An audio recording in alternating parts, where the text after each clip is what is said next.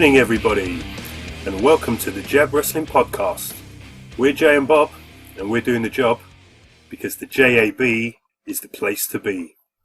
In the red corner, weighing in at 270 pounds, this is Jay.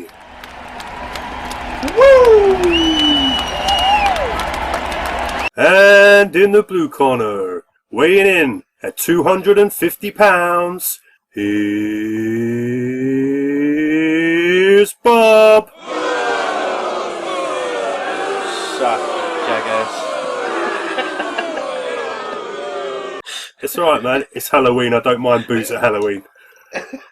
Okay, is that a thing? Ghosts go boo, bruv. Boo!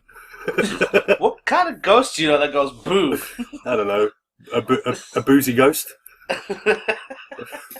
There's no better time for booze than at Christmas. But you get them all year round, so it's Christmas every day for you. Plenty of booze in my cupboard, mate, I tell you. Now that I'm teetotaled. Yeah, but not by choice.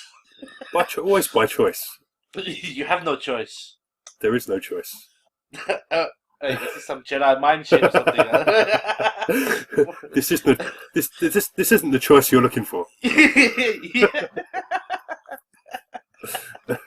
Oh dear. So how are you this week, Jay? Are you good? Yeah, I'm okay. Back to work this week. Full week. Been fucking shattered, man. Just a long week. Yeah, and just chilling now. It's Friday. It's Friday, Yeah. something about Friday. Dude, did you just sing Rebecca Black? I'm Dude, kind of singing the punk version of it because that's the version Dude, I know. Get off my show, man. Your show. I love this your Yes. show stuff, man. Yeah. Your ego. I tell you what, you better not walk through the door because your head might not get through. It's now the J&J show. You've been fired. You've been fired. And when you can tell the unemployment office why you got fired, because I sang Rebecca Black. Bruv, Live on air. I'm gonna fire you by sticking you on a bonfire. Just dressing you up like Guy Fawkes. Stick Jay on the bonfire. Jay Fawkes. Jay Fawkes. Yeah. Oh man. And how are you? I'm alright. For Fawkes' sake, I'm alright. Yeah. Do you are you a big Guy Fawkes fan? Yeah. What's not to like? I mean, the guy tried to blow up the Houses of Parliament. That's the exact reason why. If he succeeded, he'd be a hero. Yeah. Oh man, V for Vendetta is a great film, by the way. Oh, you're talking about Guido Fawkes now, yeah? Which has got nothing to do with V for Vendetta, other than the mask. Yeah. Yeah. And I've got the mask too. Actually, I couldn't find it. We wanted to use it for our promos, didn't we? I couldn't find the damn mask. That would have been a great... I love that mask. I had a great time. I went to a Halloween party with that mask. You had a great time with that mask on, yeah? Yeah. It was brilliant. People love me, man. They didn't know it was me, that's why. That makes a lot of sense. Yeah, I've never been such a hit. And then you took off the mask and everyone went, ah, put it back on! Yeah. Bitch. You bitch. You ain't. I'm gonna get you, bitch. I'm gonna get you, sucker! So how are you? Yeah, man, I'm alive. I'm doing well. Big hello to our listeners out there. Welcome to Jab Wrestling World, where anything goes, man. Anything goes. Drink it in, man. Drink it in, man. Unless you're teetotaled, man. And stay on the soda, baby. Then have a cup of tea, man. Coffee, baby, coffee. Get it right. Tea's for losers. I like a cup of tea. Yeah, exactly. You proved my point. T's for heroes. T is a letter in the alphabet. Thank you. That's as far as it should go. The worst episode of Sesame Street ever. Speaking of Sesame Street, the Jay and Bob Wrestling Podcast has been brought to you by Skype, Audacity, and the number 2.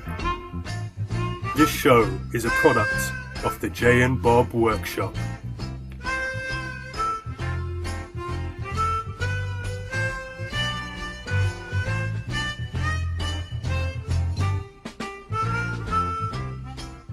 Anyway, enough of those shenanigans. Did you enjoy your Halloween, Jay? Halloween. Yes, it came and went, and people knocked on the door, and I ignored them. So yeah, it was pretty good. How about you? Did you go trick or treating? No, Bob. No, I No? didn't. Is I'm a, that why your weight's down? I'm a 30. Yes, that's right. Yeah, been watching my candy intake. I'm a 33-year-old man, Bob. I don't do trick or treating. Did you go trick or treating? 33. That's an interesting number. Is it really? Yeah, it's when Jesus died, bro. He was 33, apparently. There you go. Yeah. So crucifixion late before the year's out for you, maybe. I'm hoping not, Bob. Trying to avoid that. Trying to avoid the old crucifixion. So you don't want to be the son of God or the saviour of mankind, no? Just interested in yourself, in your own selfish self, yeah? That's what it is, yeah? I've got the body of a god. I've been told, Buddha. Yeah, sounds about right. Oh dear. Oh, quality. Speaking of trick or treat, I take it you didn't watch TNA, but they did treat or delete. Did they really? Yeah, and it was the Hardys, like people just coming to their house asking for candy, and they were giving them green beans. Matt Hardy just kept giving, and that was the treat. Very good for you. I can't, because he couldn't give them candy because like he's got to be good to the kids, isn't it? Like give them things that they need, you know. Yeah. So he's like, yes, I will give you green beans for everybody, and they're all like, yeah. And I think 2 kids come dressed as Hillary Clinton and Donald Trump. Oh dear. And Senor Benjamin comes out and he tases Donald Trump. It's just something about build a fucking wall out of that or something like that. It's just, I've always liked TNA. It's hilarious, man. It's hilarious. Oh, TNA was great this week. I did enjoy it. Well, it was actually last week because it's probably, yeah, I think the new episode was last night. So, yeah, I haven't watched it yet. Yeah, so pro wrestling. We had a pay-per-view at the weekend, Jay. We did, yes. Should we get into it and talk about it? Are we going to do a mashup? A Hell in a Cell Raw mashup? Yeah, let's do a mashup, man. Why not? Okay, so let's talk about Hell in a Cell. It's pay-per-view time on JabWrestling.com. Rusev Reigns, Seth and KO, Jericho ain't your best friend, don't you see? Charlotte, Sasha, all going to Hell in a Cell. Tag team titles on the line. Hope the crew just get some time. Don't lose, you fools. It's time for Hell in a Cell. Yeah, and the feud at Hell in a Cell.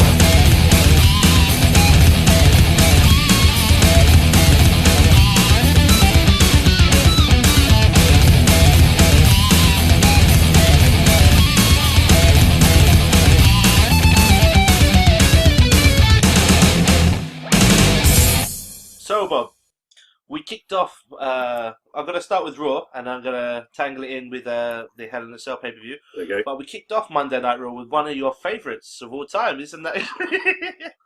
and I'm sure you had a big smile on your face when Goldberg came down to the ring. Isn't that right, Bob? Do you know what I had the biggest smile on my face for? What's that? It was when he fell over in the ring. Dummy! Dummy, yeah. He did, didn't he? He did. And do you know what? They've edited out of the redos that they've been Have showing. Yeah, they've edited all the stupid bits out where he fucked up. They didn't show that. Of course, man. They didn't show the spear either because it was terrible. It was awful. It was dreadful. Talk about it anyway. We can talk about it. Go on. Yeah, we can do. So, he comes down to the ring, and obviously, he's on the back of Brock Lesnar last week. He's come down to answer the challenge. He was on the back of Brock Lesnar last week. Not literally. All right. Whipping him, going, "Take me to work." You're not my son. Oh dear.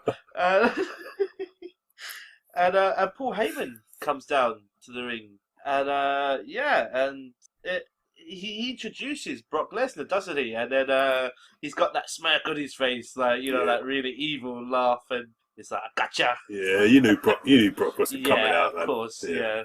It was gold Heyman. It was pure Heyman heel gold. But the interesting thing was when Rusev came down to the ring, and I know me and you we haven't spoken about this at all, but I'm sure we both have the same opinion, and it's like, don't do this to Rusev. Don't do it you're gonna make him jump to Goldberg, aren't you, to put over this match at Survivor Series? I remember saying to JB about it's probably going to be Braun Strowman who has to job or look stupid to make Goldberg look good. I'd have picked Strowman over Rusev, man. I would have too, but why would you do this to Rusev, man? I don't know. On the back of an amazing feud that he's had with Roman, where both guys have come out looking superb, and then you go and do this to Rusev. And if you're listening and you haven't seen it, basically Goldberg goes to he jackhammers Rusev. Well, no, man. first Rusev punches him in the face and he completely no-sells it. Right? Yeah. Which is not a surprise because, let's be honest, Rusev's been working with Reigns for the last 3 months, so he's used to people no-selling. So yeah. I'm not being funny here, but we didn't talk about the Hell in a Cell match between Rusev and Reigns. No, yes, we could do that right now. And I have to say, that was a great match. That was probably, I'm going to say it was probably my favourite match of the night, except the ending. I did not like the ending at all. If Rusev's got the accolade on you and he's making people tap out, when he puts the accolade on you on the steps with the chain around your mouth, you better tap out, bruv. You better not just sit up out of that and Samoan drop him on the bloody steps.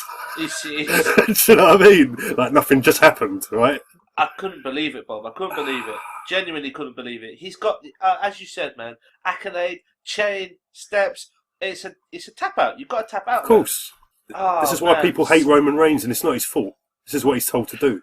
Absolutely, but yeah, the match, as you said, Hell in a Cell was superb, man. I think it probably was my favourite match. It was the opening match. It was the opening match, yeah. Were you surprised by that at all? No, because I kind of did say I thought the Universal title would go on last and the women would be in the middle, so I knew this would be the first Hell in a Cell match.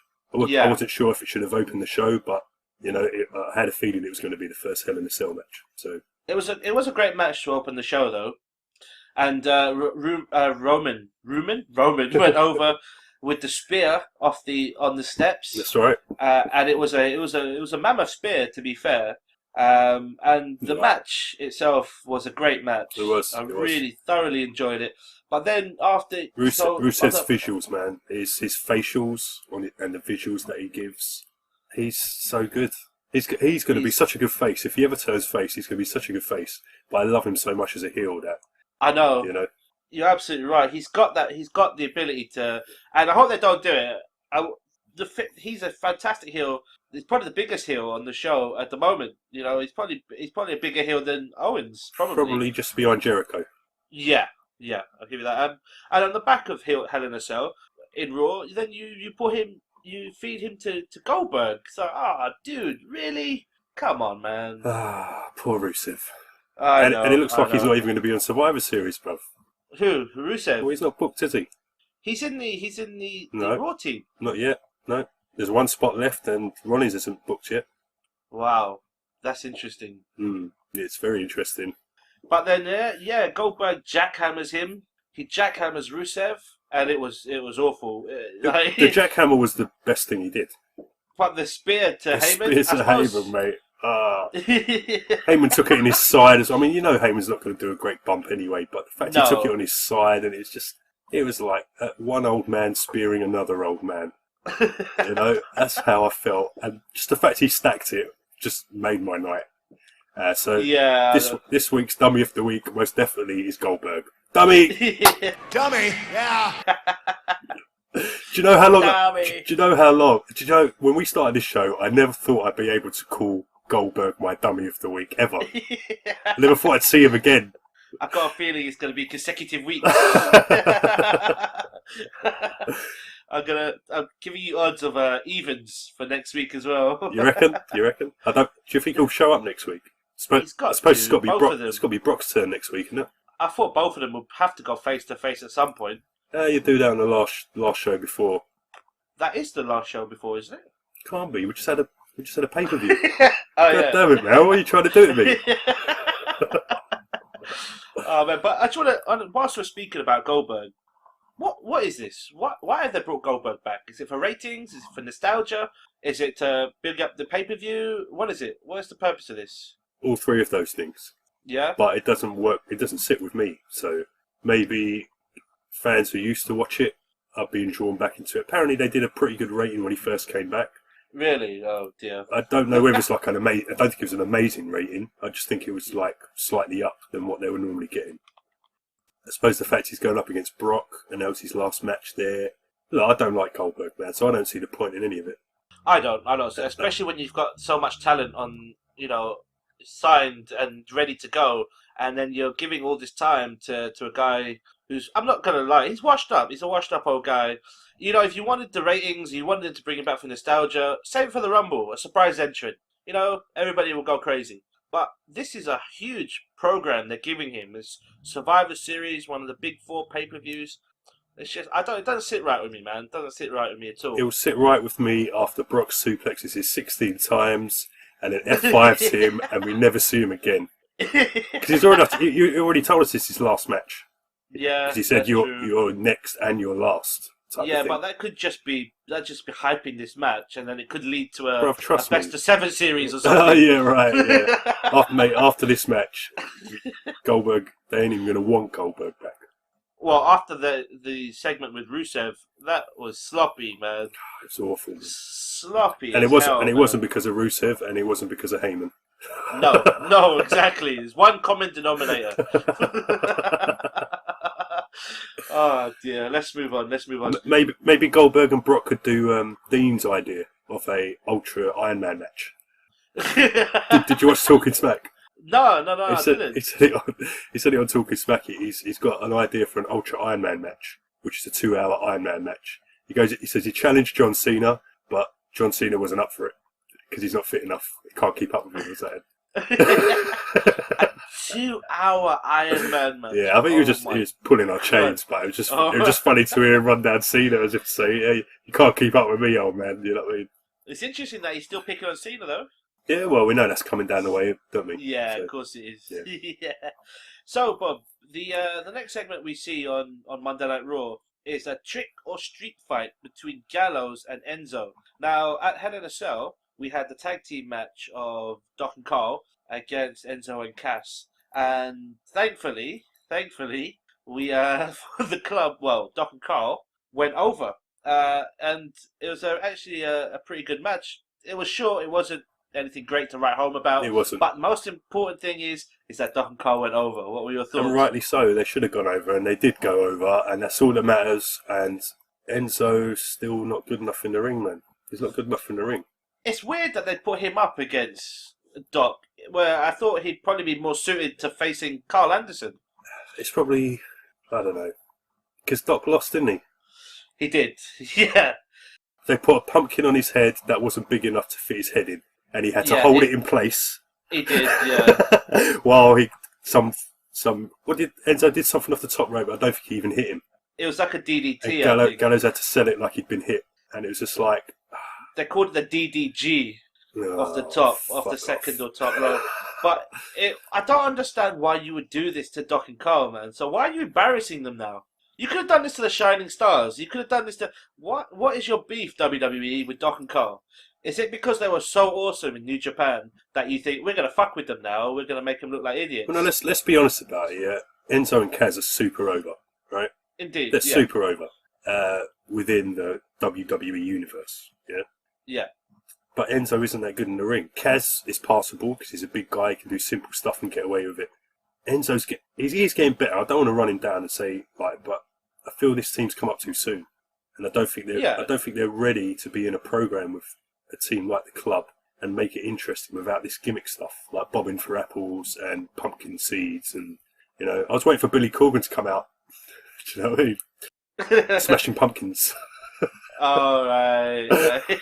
maybe he could be their manager, the club's manager. Now that he's got a restraining order on Dixie. So. After the club go over at the pay-per-view, then to have this match on Raw, because this feud isn't going to continue, is it? It's not. It is. This feud's not over. Of course, it's not. Gallows just lost to Enzo. Exactly, now it's not over. Feud's It not has over. to continue now. Feud's not over. But it should have been. It wouldn't have been should over. been. It wouldn't have been over anyway. This is dear. Yeah. But yeah, as you said, Enzo went over in this match when he hit the DDG on Doc, and yeah, so the feuds are over. It rolls on. What's with all this Freemasonic G's, man? What's going on? Eh? Supersonic G's. The Freemasonic G's.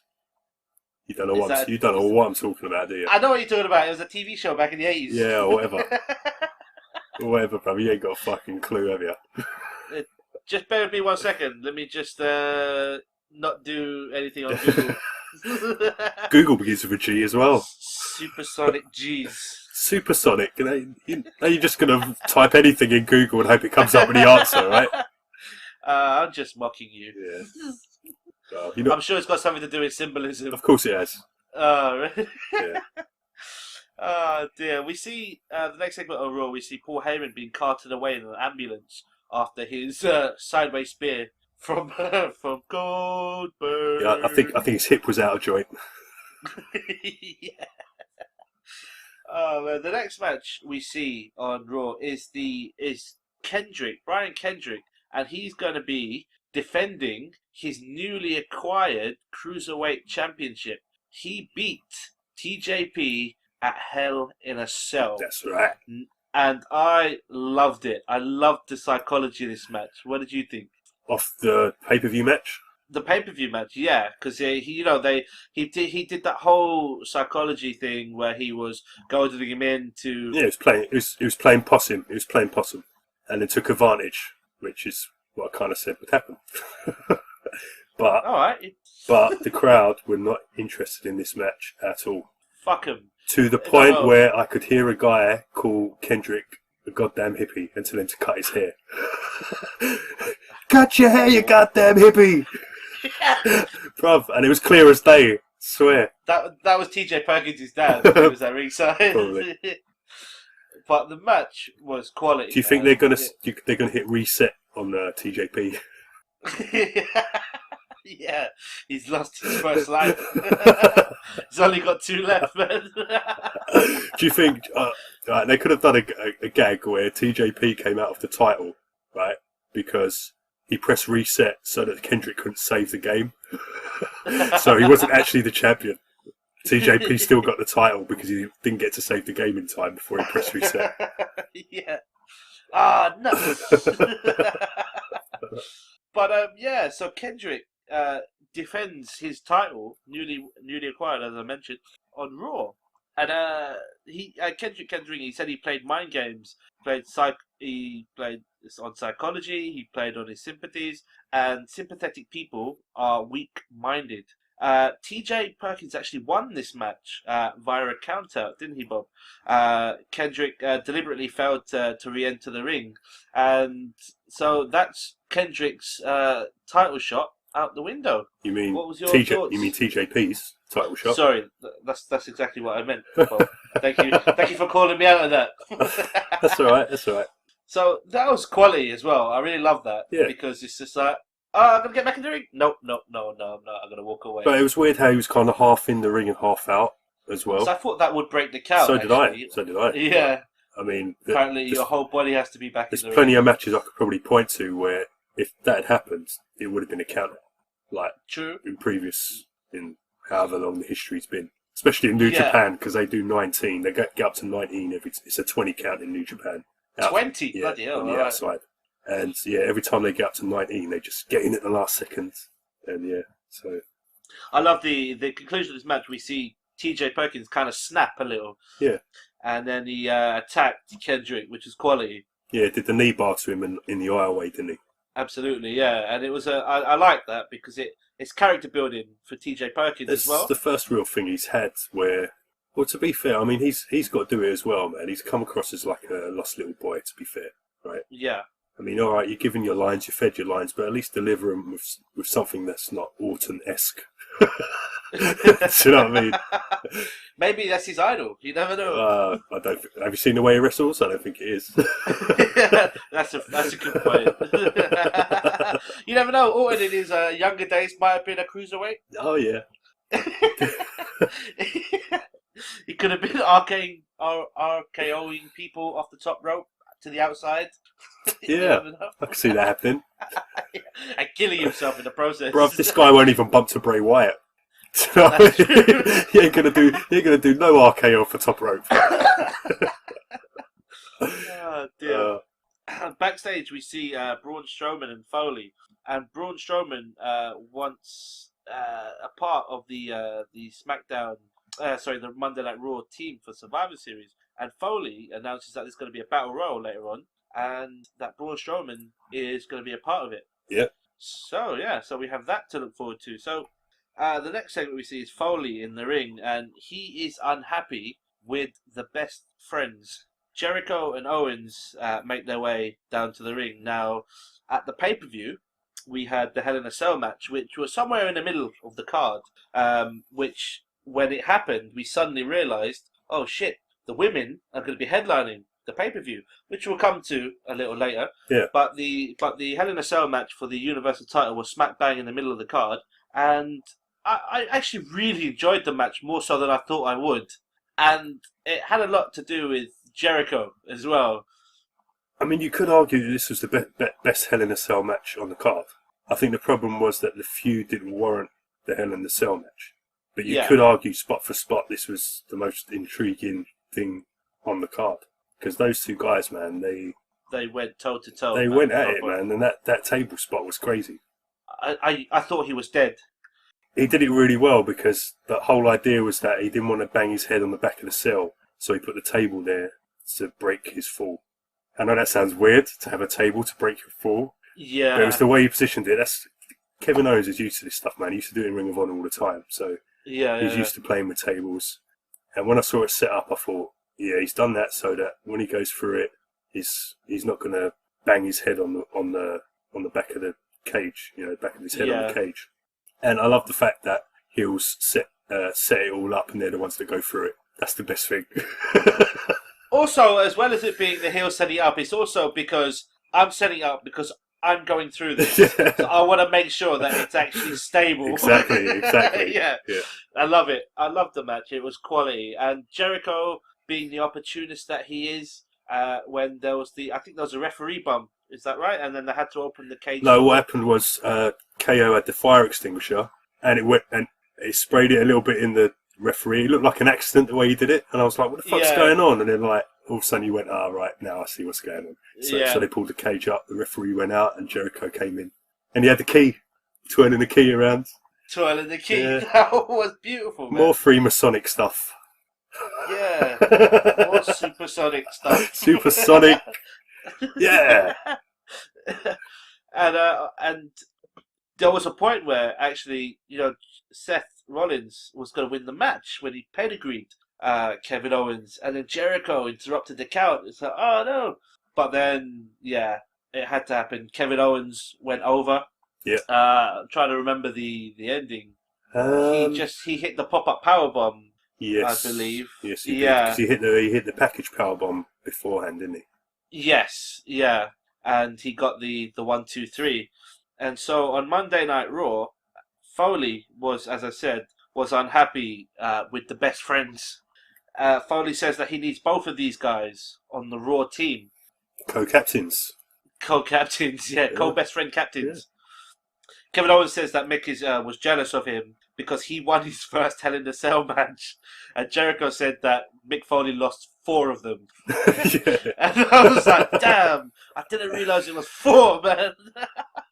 I love that, Kevin Owens, when he said that I won my first Hell in a Cell match. Mick says that Owens made a mockery of the cell bomb. Jericho said that this killed me, man. I was genuinely pissing myself laughing when Jericho said this. He said that he was twirling the key of Jericho. Yes. Lock it in, man. Lock it in, man. That guy can literally take anything and make it awesome and make it a catchphrase. He's a legend, man. Absolute legend. He is, no doubt. Mick Foley says that Stephanie was incensed about last night and that she was only wanting Kevin Owens for Team Raw. She didn't want Jericho. Yeah. I love that. They're adding a little bit of friction between the best friends. Yeah, do you think Foley did that on purpose, or do you reckon that's true? I reckon. Because as we all know, I mean, Steph and Jericho have never had any problems throughout all the time that he's been wrestling on the show. Yeah. No problems at all. No. I don't remember anything. I mean, about them feeding trash bag ho. in fact, if Jericho wasn't hanging around with KO, I would say that Jericho's is Steph's best friend. She's my best friend. He wouldn't put her on the list. He wouldn't put her on the list, I'm telling you. No, definitely not. Foley then announced, Bob, that Roman Reigns was the third guy, and Roman Reigns makes his way down to the ring. And there was a really funny bit here where Roman got into the ring and he had his belt on, like, back, and then Foley grabs it and then puts it on his shoulder properly, like a little kid. I loved it. It was so funny. It's like, yeah. And that's another thing. Why is... He's got that shield protector thing on, right? Yeah. And Rusev's hitting him with a kendo stick. Yeah, I know. That's just not fair, bro. It's not fair. I know. Take it off, man. Strip him of it and then whip him with it. Yeah, this is why people don't like Roman Reigns. And to a degree, it's not really his fault, man. It's not his fault. The instruction should have been, take off the vest, whip him with the kendo stick. Yes. He's whipping you with the kendo stick on a bare chest. Yeah, man. So do it back to him. But he's got the fucking shield protector on. It's just like, this is not hurting him. This is not hurting him. We're not. I'm sure it pretty hurts. I'm sure it hurts still. You know what I mean? But I'm just saying, like, yeah, but not as much. No, of course not. Of course not. And Jericho says, "Do you know what happens to people who insult Jericho on Halloween?" What happens? He doesn't put them on the list. They don't deserve to. You don't deserve to be on the list. So now the list is turning from this heel thing to this face thing. Yeah. So but now he's turning back heel again by saying you don't deserve to be on it. I know. That's how good Jericho is, man. He's genius. Because the crowd are waiting for the pop. Yeah. I'm not going to give it to you. No. I'm a heel. That's right. I'm not doing this for you. I love it. Brilliant. Yeah, not many people would have done that. They would have just gone with the whole shtick again, got their cheer and been happy. Exactly, but not Jericho, because he's a fucking legend. Jericho says that he doesn't like the US, but he'd be a better US champion than Roman Reigns. Jericho says he would challenge Roman tonight, but, he's probably beat up and he can't compete. Roman Reigns retorts by saying that, anytime he gets it, he will not pass on an opportunity to shut your mouth. No, that's right. Yeah, and so we set up for the match later on for the US title between Roman and Chris Jericho. Yeah. I was actually looking forward to that match. When I heard this, I was like, sweet. I was looking forward to it because of Jericho, but you knew what was going to happen. No, I didn't. I was really hoping that they would do it. You silly Put boy. the title on him. Put it on him. You silly boy. The best friends as the Universal Champion and the US Champion. That'd be fucking gold, man. It should be. It should have happened. But that would have been brilliant. I'm just a dreamer, but I'm not the only one. Wait, are you doing Natty's gimmick? What's going on? Maybe someday you'll join her, and the world can become as one. Yeah. Imagine all those people, man. Imagine all those people. We see the Battle Royal up next for the spot for the fourth person to be on Team Raw. Sami Zayn was out first. I noticed that Darren Young was dressed up as Bob Backlund. Yeah, that was wicked. Pretty funny. I actually thought it was Bob Backlund, and I went, "Why's Bob Backlund got black skin? What's going on?" Yeah, I was just gonna say. Is he blacked up for the occasion? Like, is this like a Halloween thing? What's going on? How bad was your stream, man? It was Darren Young. It was bad, and like was Bob Backlund. Because my new laptop's got a smaller screen as well, so I've got a squint to watch it now. Like an old man. Yeah, what's going on? What's going on? Is that Bob Backlund? Yeah, is this 1983 again? Is this in black and white? Yeah. I need to get my spectacles. No, you mean spookticles. Oh. Oh man, Braun eliminates Zayn to win the Battle Royal. This was the worst Battle Royal ever, man. There was only about 10 people in it. Yeah, it was weird because the way they set it up, there was only one person that was ever going to win it, wasn't it? Yeah, it's like, okay. So it's just another squash match for Braun, really. Yeah, pretty well. It wasn't a squash match, to be fair. But they're still doing this thing with Sami Zayn. I wonder if they're gonna continue this for a bit. Well, possibly, Sami Zayn gets the last spot. Is it guaranteed that Rollins? Is it guaranteed that Rollins gets it? I don't know. Come on, man! I want it to be Rusev. Rusev's not going to get it. What's anyone else, man? But come on, not Sami Zayn. Well, you've got Owens, Jericho, Strowman, and Roman. So you've only got one spot. Yeah. So it's got to be Seth. It's Rollins, it's Rusev, or it's Sami Zayn. It's got to be Seth.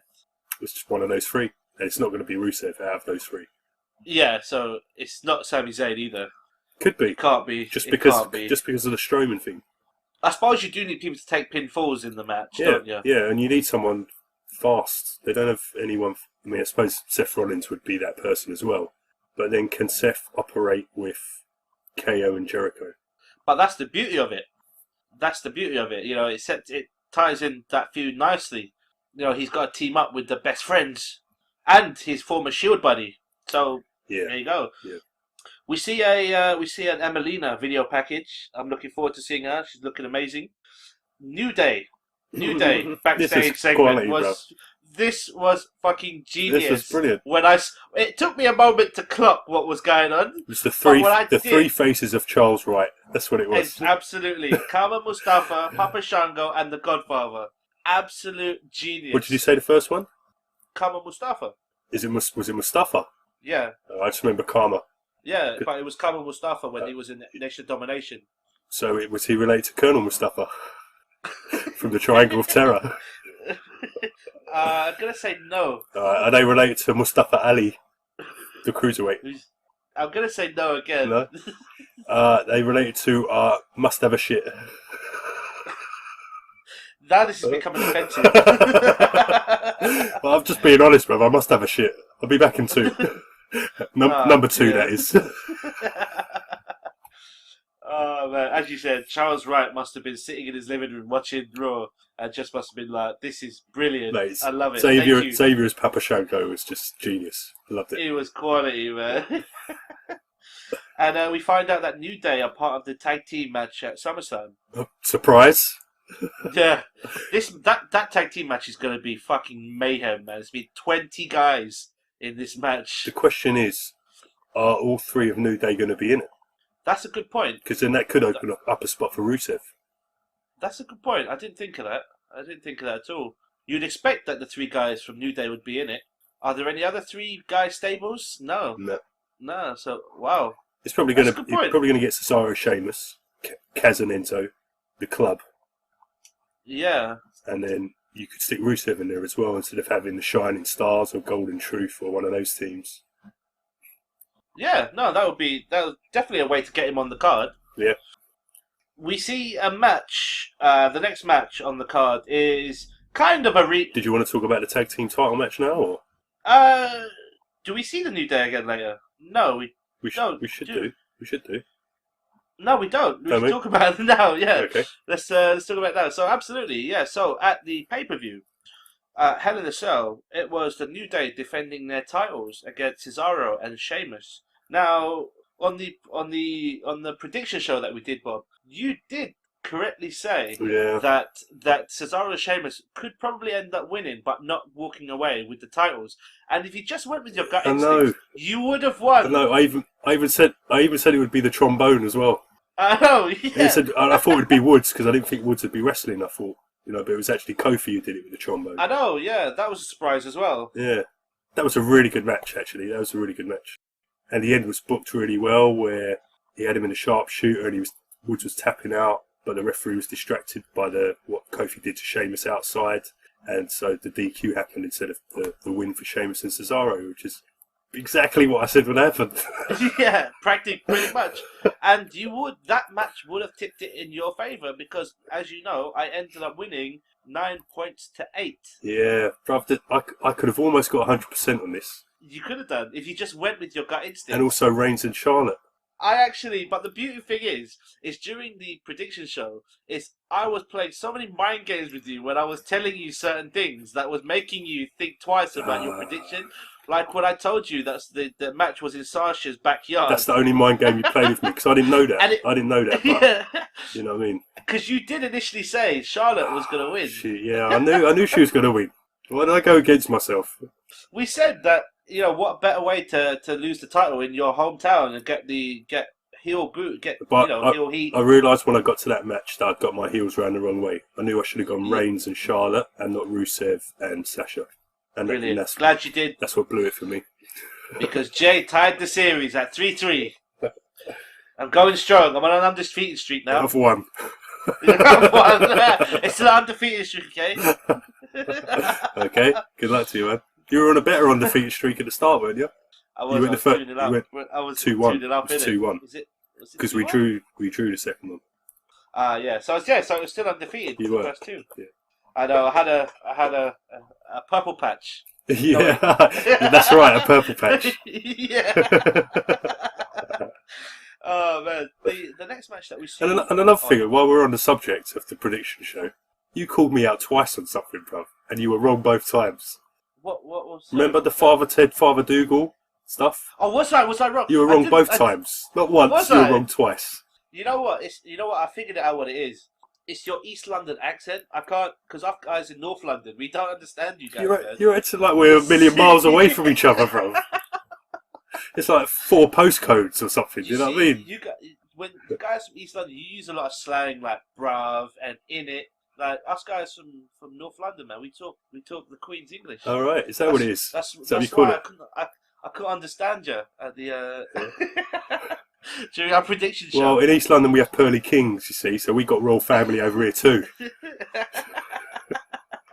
It's the wrong kind of royal family. It's the proper royal family, bruv. For the people. Oh dear.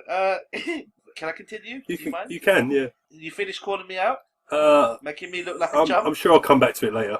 There's Alright. something else I need to get off my chest, I'm sure. I'm sure there is. The next match that we see is kind of a rematch from the pre-show on Hell in a Cell. The pre-show match on Hell in a Cell was the Cruiserweights, and it was. Sorry, bear with me 1 second. The pre-show match on the pay-per-view was the Cruiserweight match. That's right, yes, and it was so the match on Raw was Swan Dorado Alexander against Gulak Nice and Davari, but on the pre-show, it was Sin Cara instead of Swan. Swan wasn't there. That's right, it was Sin Cara. Yeah. And on Hell in a Cell, which was a great opening match, by the way. It was a good match. It was superb. There were some amazing spots. The faces went over of Sin Cara, Dorado, and Cedric Alexander. Yeah. And so this was almost technically a rematch, apart from Swan replacing Sin Cara. We see the faces go over again here when Swan hit the roundhouse kick and he used the jackknife cover to pin Nice. Yep. Now, were you surprised that the faces went over back to back? Did you not? No, think because that it makes sense for Swan to be the next challenger. He beat Brian Kendrick, right? That's right, yeah. So it makes sense for him to be the next challenger. He's the number one contender as far as I'm concerned. And the faces are the ones who've got to chase for the title, so they're the ones who should go over. Absolutely, with Kendrick as the heel champion, yeah, and Swan looking great, great match again. I'd love Kendrick to go through all these guys here and then lose to Cedric. I'd love him to go through Swan, Sin Cara, Lindsay Dorada, who did that shooting star press at the pay-per-view. Fuck me, Wow. Did you see that shooting star press? Yeah, That guy's awesome, man. He's so good. He's so fucking good. It's crazy shit, man. The stuff we're seeing with these guys is mad. I want to see him against Cedric, man. That'd blow my mind. It's not going to happen for a long time, but yeah. When do you see Neville being part of this? Do you see it coming anytime soon, or would you save that for like WrestleMania later on down the line? I think first you've got to give the Cruiserweights a chance to try and get over. But I mean, now you've done it. I mean, if you're going to put Neville in, you should have put him in at the start. I don't think he should just come in now because it seems like he'll be coming in just to save the division, and I don't like that. You've still got Jack Gallagher to come in, and you've still got Tozawa to come in. And, I mean, apparently Ibushi's signed, so he's in NXT right now. But, obviously, language barrier, he'll probably won't come up for a little while. Yeah. So you have guys there, man. You've got plenty of guys there. I definitely think Neville and the Woods would bulk up the division. I think they need to find more heels right now. Yeah, but you got the three guys of Gulak, Nice. I really like Nice. Yeah, but they're not really heels, are quality. they? They're not really heels. But they're being portrayed as the heels, aren't they? They're not really, though. They're not cheating. They're not doing anything dirty. They're not being underhand. They're not really heels other than just in name. Yeah, absolutely. Yeah. Yeah. So you're absolutely right. They do need to start doing more stuff to make them more prominent as heels. Yeah. By, hooking the tights, using the ropes. I suppose they're doing it. They're doing all the clean stuff at the moment just to get them over. But it would be nice to start seeing them. You know, get them over as heels. Or you could do that stuff they do in PWG where it's like they're like on the apron and it looks like they're going to do a springboard and they start playing to it like to the crowd like then they just jump Yeah. then they just jump over the rope and just give them And smack them. a foot rake or something to the face. You know what I mean? That's great. We saw at the what was the show we went to recently? The Progress show. Yeah. Wow. And sorry. The mind of a I don't know. Yeah, of a madman. Oh man, do you know what? I've gone completely blank here. This is really a bad example to use. So I can't even remember his name now. The guy from NXT, Ciampa, Tommaso Ciampa, when he did that, when he went into the crowd, Yeah. and went all the way back, Yeah. and then ran all the way up. But then he just hit him, didn't he? He Yeah. just punched him. Yeah, yeah. It did. Yeah. Actually, Ciampa used to work in PWG as well, and he's famous for his thumb up the arse. Are you serious? Seriously, and at Bola, they had I think it was like a 10-man match or something, or an 8-man match. Like Jushin Thunder Liger was in there and everything, and he put a thumb up because they do the whole, and he stuck his thumb up Jushin's arse, and then someone else came up behind him and stuck his thumb up his arse, and it ended up all 8 of them sticking their thumbs up each other's arses. Are you joking? And then Jushin did a thing where he tightened his arse crack up and then swiveled and he hip tossed all of them at the same time with his arse cheeks. It was brilliant. That reminded me of something Joey Ryan did. I think Joey Ryan was in the match. He must have been in the match. Because I remember him doing something. I see a video of him doing it with his knob. Yeah, Where somebody grabbed him by the knob and then he did like a hip top, he flipped him over that's right. with his nuts. Yeah, It's yeah, like, yeah. oh my god, that's brilliant. Bionic balls. And I know you're a big advocate of Mr. Ryan, Yeah, aren't you? yeah, Yeah, yes you are. yes. You got a little bromance going on there, a little man crush. Speaking of bromans, on TNA this week, it was hilarious, bro. Grado decided to be a broman. He was tag teaming with Robbie E. So because it was Halloween, he dressed up as a broman, and he went out the back. He changed into his broman pants, and his face was just spray tanned, just his face. And he's doing the stupid dances. Mate, I was in fits, bro. I was pissing myself. TNA was so funny that week, man. That and the Hardy's Halloween were just they had me in stitches, man. I was just creasing up. My face is hurting now just thinking about it, man. It's just like I love Grado, man. He's awesome. This is a brilliant mashup, by the way. This is Hell in a Cell, Raw, and TNA mashup. You know that? Mash it up. Oh dear. Bob, the next segment we see on Monday Night Raw is Charlotte, who makes her way down to the ring with her newly acquired Women's Championship. The women at Hell in a Cell. Is that spoiler alert? That was, yeah. Is this reverse psychology now? What's going on? Yeah, messing with your mind. Bob, Hell in a Cell match. Let's talk about it now. Okay. The women's headlining. Yeah. What did your first thoughts?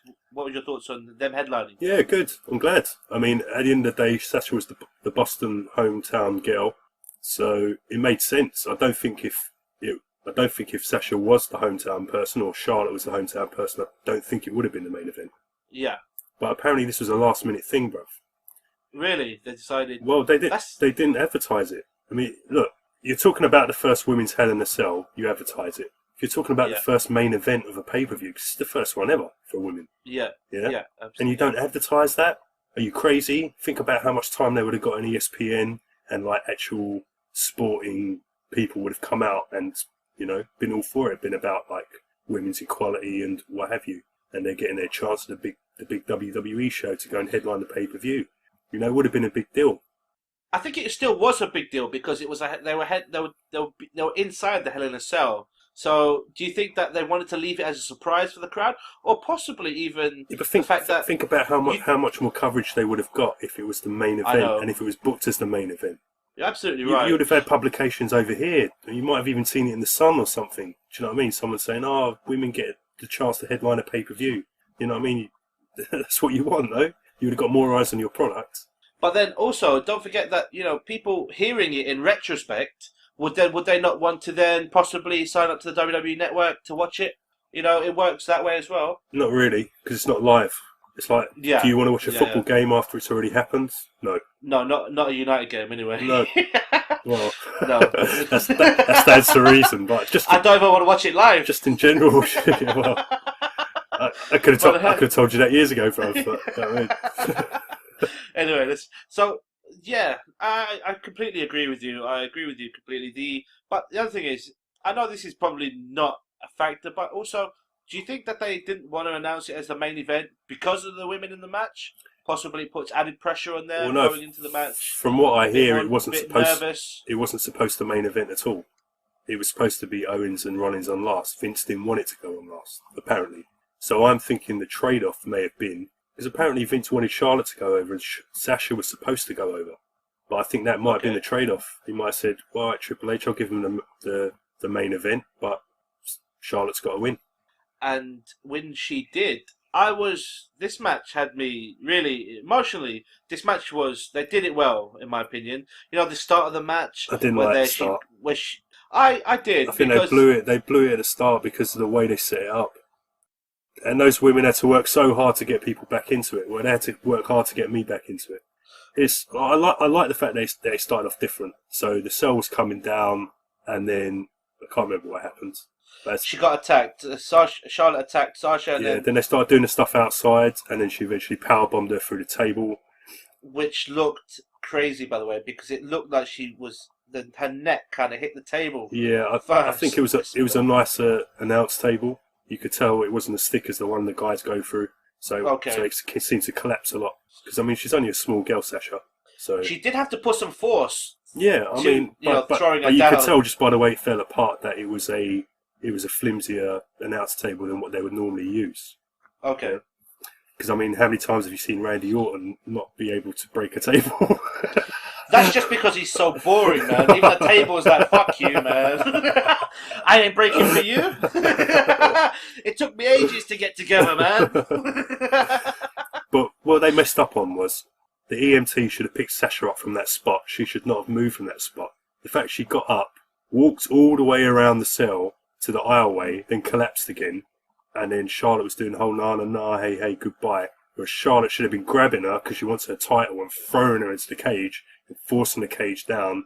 And it was just like, they blew the whole thing. And then all of a sudden, the EMTs are putting her all on, and then the announcer comes over and says, this match isn't even going to take place. It's all over. And then Sasha just, all of a sudden, she just, there's nothing wrong with her. She's forgotten about her broken back, which she just had a minute ago, and she was crying her fucking eyes out. And now all of a sudden, I'm just supposed to believe that she's okay. I think the way it was done was really, it did not work for me. I agree with you. So I agreed up until the point where it was fantastic to put her through the table, and you're absolutely right. That should have been the point where the EMTs took over. She didn't need to crawl around. But also two things that I need to mention here. Mm-hmm. One, the referee announces that Sasha's unable to compete, and so they award the title. They were about to award the title to Charlotte. Since when is this a thing? I don't think he was. He was. That's what he said. That's why she jumped off the gurney and went and got back into the ring. It wasn't because she was going to win the match. But the bell didn't ring for the start of the match. No, exactly. Which is why it makes the announcement of they were going to award the title to Charlotte even more bizarre. Are you sure about that? Because I'm not sure about that. I'm 100%. 100%. You've been known to be wrong before. No, listen. I'm sick of you calling me out on my own damn show, okay? This is the red corner. Oh my God, my own damn show. This is the red corner, okay? I'm going to abuse you on your blue corner later. I'm used to it. And the second thing I want to point out is the EMTs. Oh, really? So you put the neck brace on her with the cables? Yeah. They didn't have a clue, bruv. They didn't have a clue what they were doing. It was like, are you fucking joking? And at one point, I think one of them said to the other one, "Went not like that." Like they were having a go at each other. Like, what are you doing? Like he banged their neck on the fucking thing or something. He was like, "What are you doing?" Went to pull the cable, and it's like, no. And it's just like, dude, oh my God, this is a clusterfuck. You really are fucking this up, man. But Charlotte, Sasha getting back into the ring was awesome. The fight back from the injury, but What was your thoughts on the match? That all that shenanigans aside, what was your thoughts on the actual match? I'll give it to both women for going out there, giving 100%. You know, at the end of the day. So I really wasn't that invested in this match. I really wasn't. You know, I can't honestly say I was. Yeah, I was. It was more for the spectacle of seeing two women in Hell in a Cell rather than the match itself. There were some nice little spots in there, like the knees on the cage, and the monkey flip into the cage. You know, but the truth is, if I saw RVD monkey flip Sabu into a cage, would I be going, wow, like amazing? I wouldn't. I'd just be going, oh, they always do that spot. Yeah, but you pick two guys that do always do those kind of spots. I picked RVD because he does monkey flips. Yeah. Just so happened to be Sabu that I thought of to go along with him. Could have been Sandman, it could have been anyone, could have been Dreamer. Didn't really matter. Yeah, I know what you mean, but that's a harsh comparison, slightly to make, because those guys are known for hardcore. The Charlotte table spot as well wasn't done right. But no, in fact, the ending to the match was a bit bizarre because she threw her onto the table a couple of times. She rolled off, and then she hit the natural selection. Yeah. For the win, and so it was almost an anticlimax kind of victory. It was. I think they all wanted Sasha to go through a table. I don't know why. They're the hometown crowd, and they were baying for Sasha's blood. I think they just want somebody to go through a table. A lot of people saying that it was a botch by Charlotte that she was supposed to put her through a table when she was throwing her, and I was thinking, no, the way she was throwing her, she wasn't throwing her to put her through a table. No, it was just throwing her onto the table. Yeah, I think that was just to make her look like a rag doll, just to prove that Charlotte could just throw her around at will. You know, and it made Charlotte look really strong. So at the end of the day, it's the right decision, man. Charlotte going over is the right decision. I agree with you. The ending was a bit anticlimactic, but, you know, do you think this was... I mean, a lot of people are saying that this was the match of the night, but I personally didn't think so. But what did you think? It wasn't the match of the night. No, it was the match of the night that had me emotionally attached. But the match of the night for me was the opening match, Roman and Rusev, but also Kevin Owens and Seth Rollins. Because, as you know, if you were listening to our previous shows, I haven't been too invested in that feud, but those two guys went hell for leather, and it was fantastic. You're absolutely right about the women headlining, because it was a novelty. Yeah. And it was, as I said, it was a bit of a harsh comparison between the hardcore guys and the women, but you're absolutely right with what you say. But it wasn't the match of the night, no. But it was nice for me to see. It was nice for WWE Universe to see the women headlining a pay-per-view. Something that probably won't happen again for a little while. And we didn't get a moonsault off the cage. Oh yeah, you had to mention that. I told you I'd find something else to call you out on. Everything can moonsault. This is my show.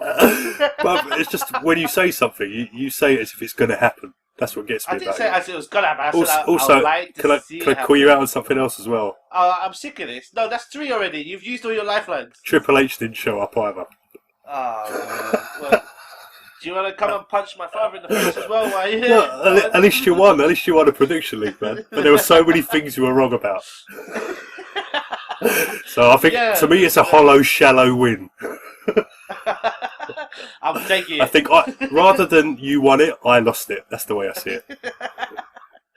But, well, going back to Monday Night Raw, this means that Charlotte is the 3-time women's champion. Yeah, it's crazy, isn't it? They created this title, 4 months ago, 5 months ago? Yeah. I think they're including the Divas title as well. No, she's a 3-time women's champion. She's beaten Sasha twice, and when she originally won it. So she's a 3-time women's champion. That's right. When she initially won it, she beat Nikki Bella for the butterfly belt. Yeah, but then it was the women's championship, wasn't it? And she was the first women's champion because she retained the belt and won the women's title. So that's how they see as the first. She was the first champion. And she lost to Sasha. She won it back second time. Yeah, she lost to Sasha again, and she's won it back third time. Yeah, but what I'm saying is that she initially the first title win. Yeah. wasn't. Yeah, it was ages ago. The title has been released more recently. Yeah, but the WrestleMania match was for the women's championship. It was the first match for the women's championship. But she was the title holder going into. Yeah, but what I'm saying is she retained, so she was a one title. So she was the first ever women's champion. Yeah, do you understand? Did you get it? Wait, can you explain it to me one more time? No. Oh, dear. But can I continue? You can. I want to say, but the most impressive thing is that she's 13-0 at pay-per-views. Yeah. That is Unlucky for some. That's what? Sorry. Unlucky for some. 13-0. That's amazing. That is an amazing run. Yeah, that's why I was going to go with Charlotte, and I totally forgot when I was doing the predictions. I totally forgot that 12-0 stat. I completely forgot it. I had Sasha hometown girl in my head. Damn you, Jay! Damn you! Thwarted by my own evil plans. She announces on Raw that she is the captain for Team Raw and says that she has shelved Nikki Bella for a year, and at Survivor Series she's going to shelve Nikki Bella forever. She also calls out Bayley. She calls Bayley the weak link in the team, and that she's going to be facing her colleague for the Team Raw, which is Nia Jax, which sets up Bayley versus Nia Jax. Everyone was expecting Dana. Yeah, I know. I knew it was going to be Nia Jax.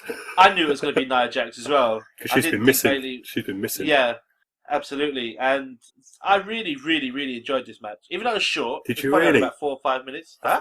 Did you really? Yeah, because I really like the way that they're playing with Bayley at the moment as the underdog. And, she did hit some, when... I know. It was the right result. Nia had to win all day, every day. Nia's really green, man. She's really sloppy. Really, really sloppy. I feel sorry for Bayley having to work with all these sloppy people, man. Because you're missing out the Bayley Dana match at the pay-per-view. Yes, which we could talk about now. Yeah. Which I haven't missed out. I was about to come to it. Okay. I wasn't. I completely forgot about it. I'm stuck in a time warp, man. I don't know whether it's Sunday or Monday or what day it is. We're going back to Sunday, the Hell in a Cell, and it wasn't an Hell in a Cell. It was just a regular match, and Bayley against Dana, and the right person won. I think you would agree in this match. Although it was a good match, actually. No. Dana is looking. She's getting better. She's getting better. You got to give her that at least. No, don't shake your head. I'm telling you now, it's not Dana's fault. I'm going to blame Bayley here, big time, because that match was an arm match. It was about the weakened shoulder. She worked the arm the whole match, and then right at the end, Dana kicks her in the arm. She no-sells it, and then just belly to bellies her, or Bayley to bellies her. It's like, Bayley, you know. I've seen you work in NXT. You know. You don't do that, man. That's terrible. That's awful. Whoever's telling her to do that, she needs to not listen to them at all. Otherwise, I'll have another John Cena on their hands. Yeah, this is the way Cena and Reigns are going, man. This whole Superman stuff. So she's going to be the Superwoman. It makes no sense. We talk about Bayley. Yeah. But I think it's a bit harsh to say that she's going to be. It was once. It's not once. She's done it before. She did it. I think just the week before as well. She didn't sell the arm either. It was during the arm wrestling. During the arm wrestling stuff. Yeah. So that's 2 weeks in a row. She did hit the Bayley to belly. You're absolutely right. But she played it afterwards. But what's the point of playing to the injury if you're not even going to sell the injury? Take all the tape off. It's stupid. It's a stupid idea. Stupid. Don't have an arm match if you're not going to sell the arm.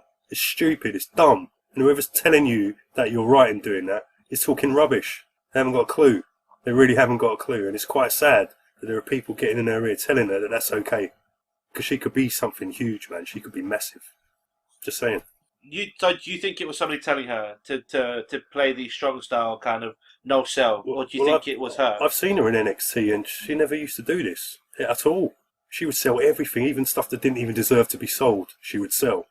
What I noticed that Dana was working a little stiff at times. Do you think sometimes that she almost was like, "Fuck this, I'm gonna win this match. So I'm not gonna sell." Well, if she's doing that, then she's not professional. No, and I don't think she's like that at all. She doesn't give me the impression of that kind of person. So the match on Raw between Bayley and Nia Jax.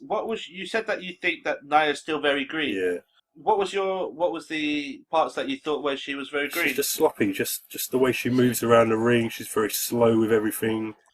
But she's a big girl. Don't deny that. Kong was a big girl. Do I need to say any more? She's one of the greatest women ever to step in a wrestling ring, in my opinion. Yeah, but they're not the same person, man. Yeah, but that's who she should be styling herself on.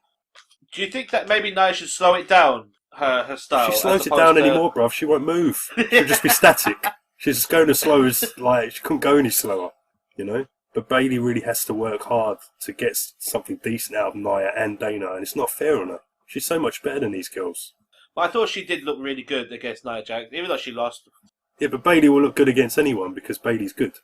The thing is, did Nia look good? And Nia Jax hit the Samoan drop. Did Nia look good beating Bayley? No. But There you go. she came off as the strong, came off as the the dominant, which is what they're going for. They want her to be like the enforcer sort of gimmick, aren't they? Yeah. I mean, of course, Nia had to beat her all day, every day. I think Bayley should go on a little losing run now, and that's how you gain the sympathy for her. That's why she shouldn't be no selling. She should be selling everything because she's an underdog, like Daniel Bryan. She's an underdog, and that's what she needs to be played towards. So. Absolutely. We see the next match on Raw. We see Cesaro and Sheamus against the Shining Stars. Cesaro and Sheamus are arguing after the Battle Royal.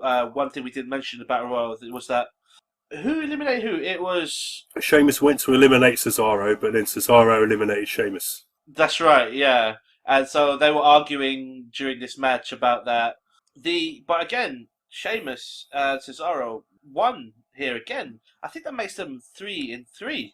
I don't think they've lost yet. So because Sheamus locked in the Cloverleaf on Epico, and Epico tapped out. Yeah. So I think the Shining Stars are Cesaro and Sheamus are they're undefeated. They did a little promo where they were actually getting on for a second as well. Did you see that where he lent the tape to Sheamus, threw the tape at him?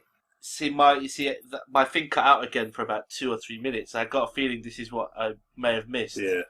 They had a nice little moment where they were like, "Oh, you're not so bad, maybe," and "Oh, you're not so bad, maybe," but then something else happened, and then they just, "Oh no, you suck! I hate you."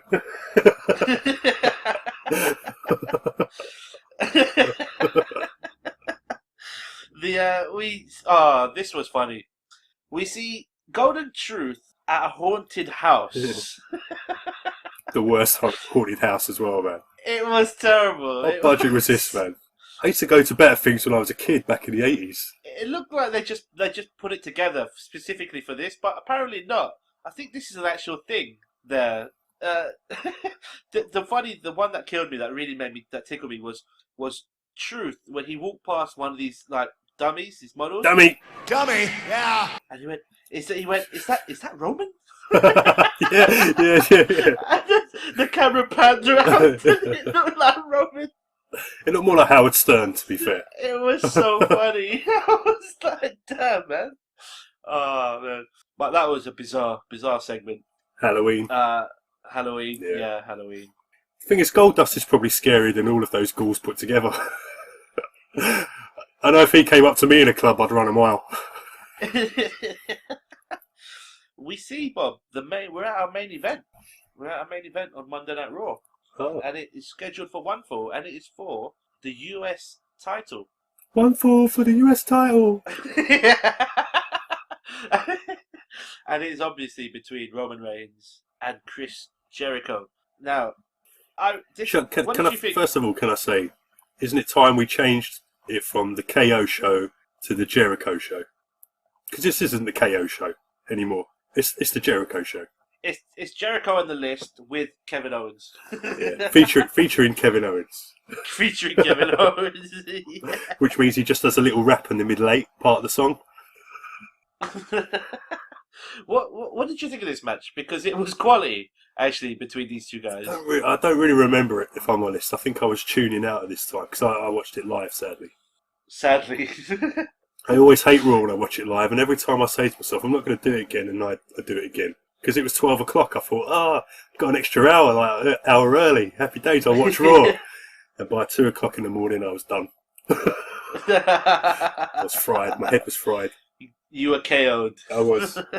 Literally.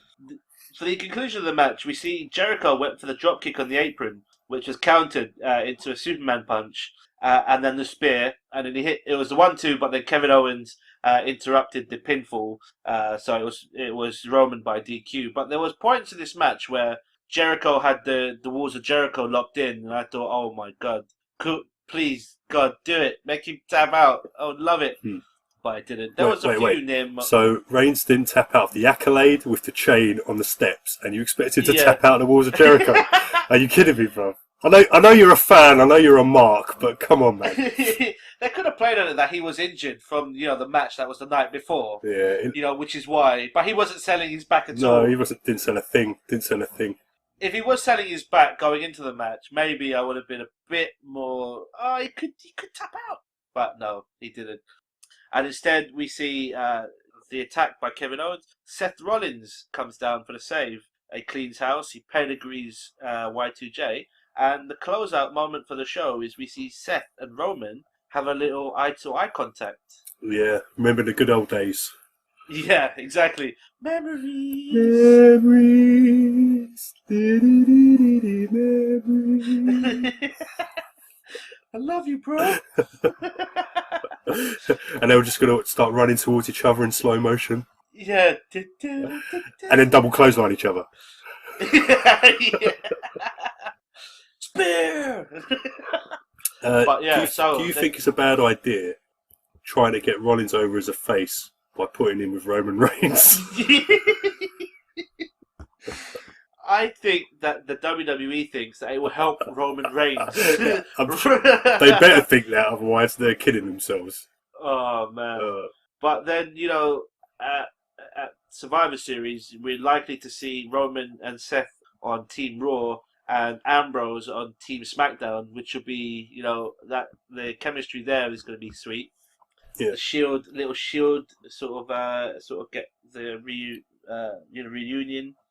Will we have a situation where they get together and do the power bomb to someone? That would be sweet, man. Who would they do it to, though? It's got to be AJ or Jericho, hasn't it? Really? It'll probably be Jericho. Because he's got the beef with Ambrose as well. He still owes him $12,000 or something. Yeah, that's true. For his jacket. That's right, yeah. He mentioned it on Raw as well. He Yeah. still owes me $45,000. Goes up every week. Yeah, I know. Insurance, yeah, bruv, insurance. Like Heath Slater's kids. Kid count. So, Bob, what was your thoughts of Raw and Hell in a Cell? Yeah, it was... It was a bit of a shit go-home show prior to Hell in a Cell. It was terrible, it was awful. It was solid. The worst match was Bailey Dana. Or you could call Enzo, Kaz and the Club as not so good. But I don't think anything was like awful that I was like, I think it was more the booking I had an issue with a lot of stuff. Glad the women went on last. I thought all three Hell in a Cells to a degree delivered, Yeah, they're all different as well. They all had the different moments. I didn't like Roman Reigns coming on Raw Talk afterwards and saying how they told 3 different stories with 3 different Hell in a Cells. I'm like, what are you doing, you wanker? I didn't see that. Yeah. I missed that shit, man. Did he say that? They're basically copying Talking Smack now. They've got Raw Talk. That's why I didn't watch it, because when I saw that it was called Raw Talk, I'm like, fuck you, man. Yeah. I'm out. This is ridiculous. They even had Renee doing it as well. Oh, really? Yeah, and she was on... Actually... And they had a go at her on Talking... Brian had a go at her on Talking Smack for defecting to Raw. Oh, really? Yeah. Actually, did you notice that on the pre-show on Hell in a Cell, Mauro Ranallo was commentating on the pre-show? Yes, yeah. And I think everyone in Twitter at that time were praying that he would stay. yeah. He did better in that fucking pre-show than Cole did the whole time. All you've got to do is compare the Cruiserweight match to the Cruiserweight match on the pay-per-view. Yeah, true. And that's all you've got to do. Yeah. And that tells you the story right there. That crowd were not interested in that title match, bro. In the Cruiser title match. They were not interested in it. Kendrick got like a respect pop, more so than an actual pop. And that was it. And there was nothing.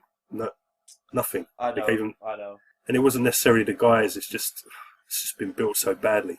It has, but I'm telling you, man, I was still invested in that feud. I was looking forward to it. I love the psychology of it, and that got me. And those guys put on a great show. And Kendrick going over was the right way. Good stuff. So that was Raw and Hell in a Cell mashup and TNA as well. Good stuff. So, Jay, have you been checking out NXT recently? Yeah, man. Did you see the bit with delete or trick or treat? What was it? That was it. Delete or trick or treat. Treat or delete. That's the one. But I did say NXT and not TNA. So again, you weren't listening. There's not much I can do about this, I can only ask the questions. You can blame it on my East London accent all you want. But it's got something to do with that wax in your ears that you need to clean it out, bruv. Clean it out, Hey, sort it listen, out. I have a fetish with a Q-tip, okay? I have a problem. I use it far too often. That actually could be the problem. You have a fetish with a Q-tip. Are we talking about snooker Q?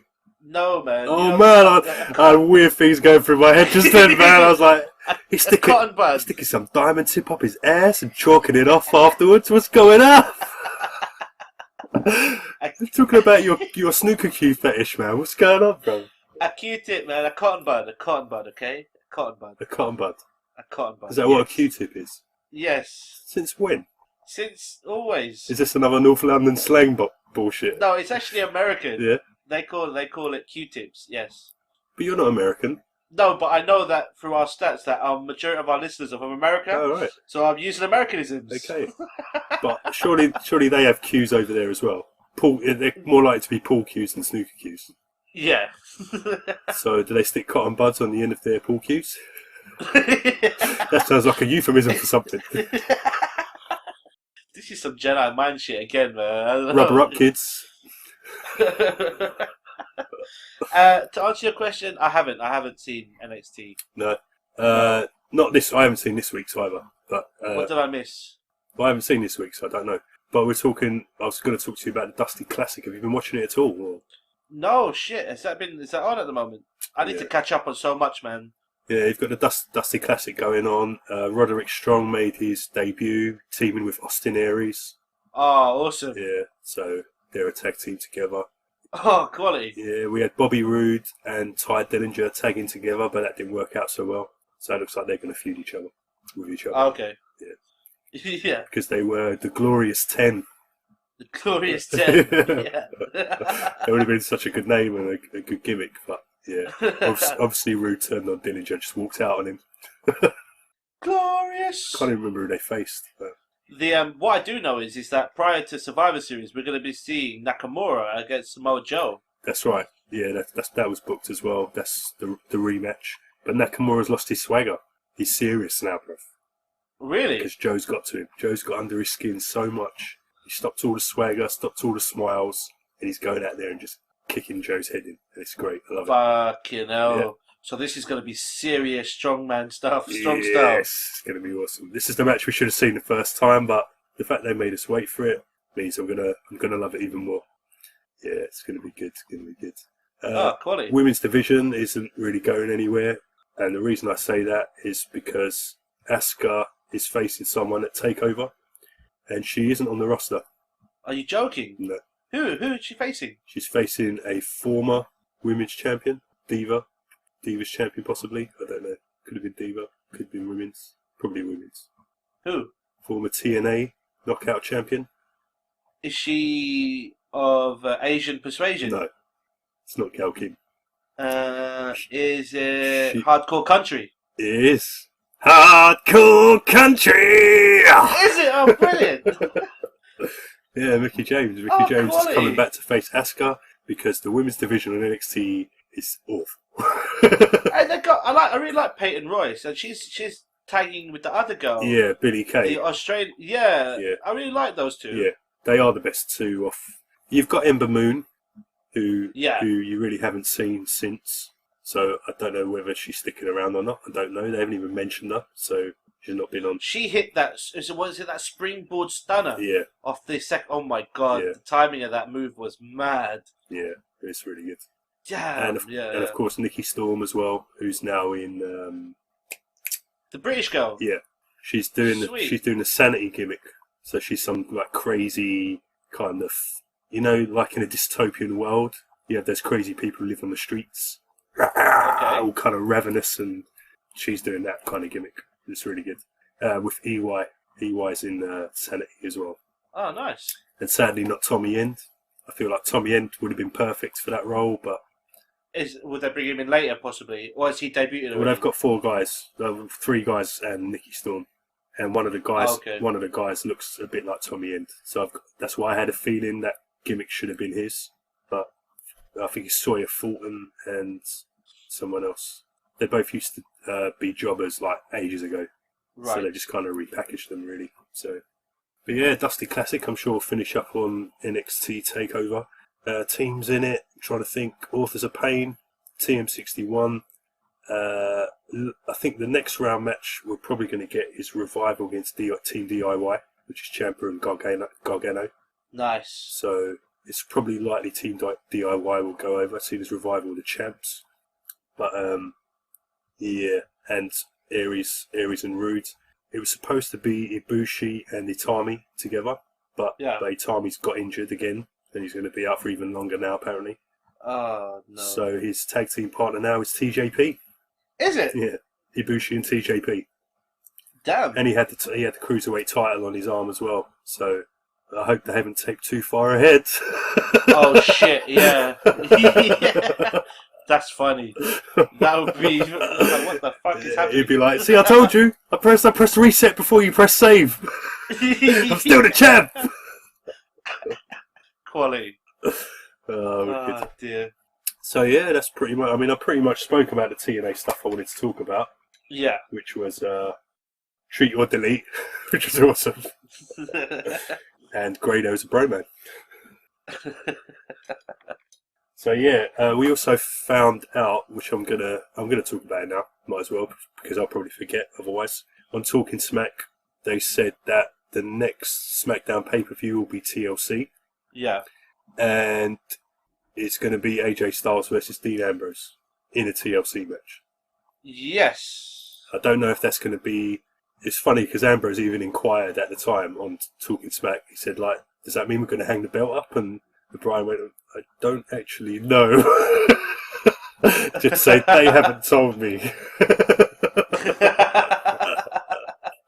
So I'm assuming it's going to be hang the title up. That would make more sense to me. Two guys who can definitely do a ladder match, no problems. Yeah, of course. Yeah. So yeah. Absolutely. That'd be Especially AJ. Especially AJ. Yeah, indeed. Give him a ladder. Give him a ladder. Fucking hell, that should be his weapon of choice. Just carry a ladder with him. He's got a ladder in his tights. Yeah. It's a skirting board ladder. That reminds me of a geezer. It's quite funny actually, because it was when the Headbangers were on. He had a tartan skirt on, didn't he? And it reminded me of, at work, we sent this guy to get some tartan paint and a skirting board ladder. And he looked everywhere for it. And no one told him. He came back empty-handed, thinking he'd done a bad thing. No, I'm serious. Really? I'm serious. Oh, man. And it's like, we had to let him in on the joke, and he wasn't very happy, because he'd been gone for hours, bruv. Are you serious? Yeah. That's harsh, man. That's a hazing. Oh, come on, man. Tartan paint. I mean, if you don't know that one, fair enough, you don't know what a skirting board is. You should. Poor fella was probably nervous. Looking stupid. At least we know anything important we won't give to him anymore. We need you to take this money down to the bank. On second thoughts, I'll just put it in my pants. It's safer. Okay. So, Bob, should we move on to SmackDown? Let's do it. Let's talk some SmackDown. Are you ready? SmackDown. This is SmackDown. SmackDown. This is SmackDown. SmackDown. This is SmackDown. SmackDown. On JabWrestling.com.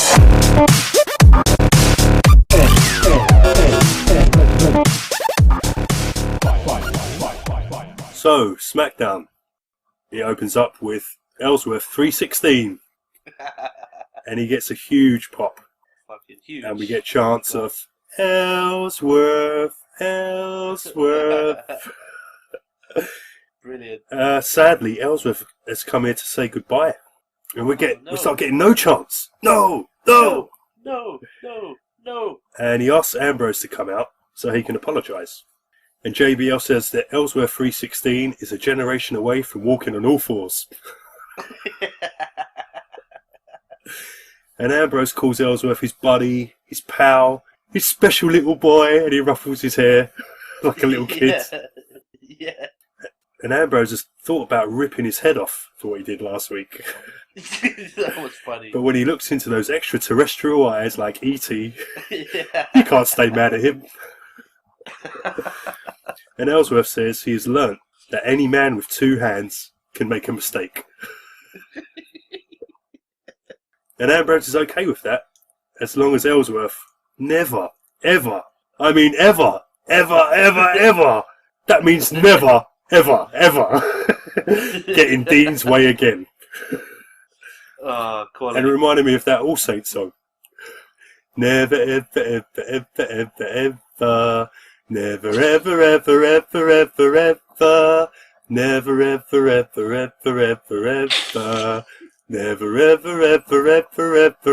ever.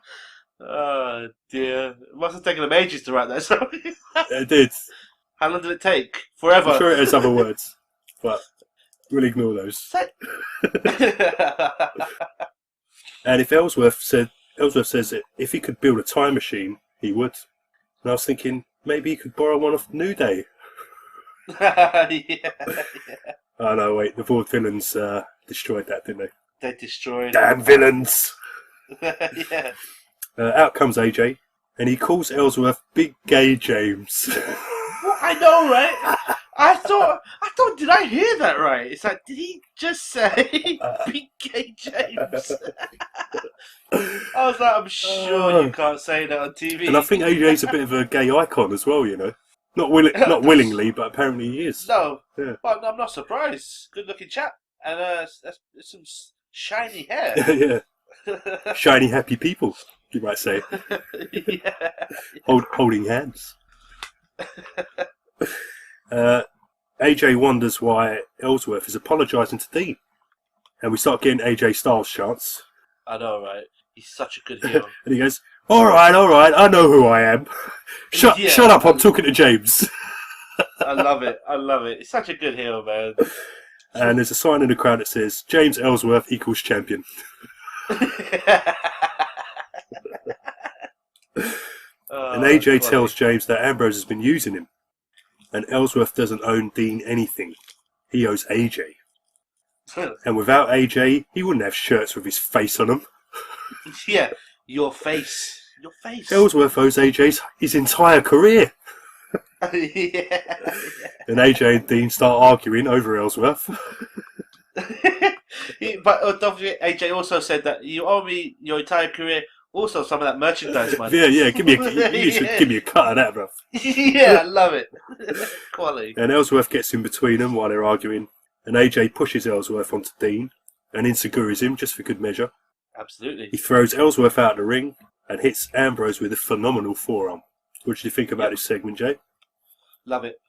Absolutely love it. Yeah. AJ's so good, man. And that phenomenal forearm is something else, man. It's phenomenal. It is phenomenal. I love it. I love the interaction between these three guys. It's really working for me, man. It's really working for me. Are you saying that forearm is phenomenal? Do-do-do-do-do. Phenomenal. Do-do-do-do. Phenomenal. Phenomenal.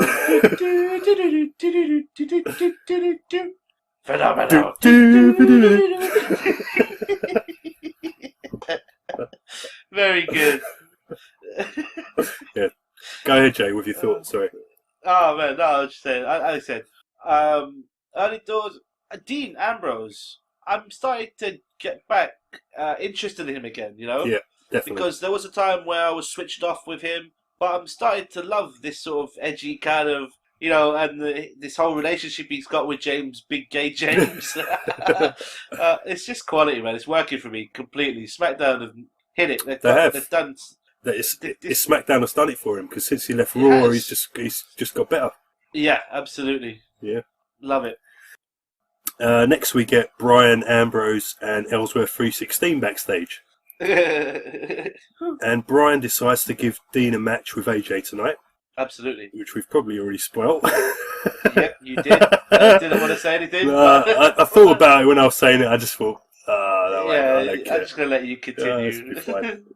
And if he wins tonight, he'll be the number one contender to AJ's world title.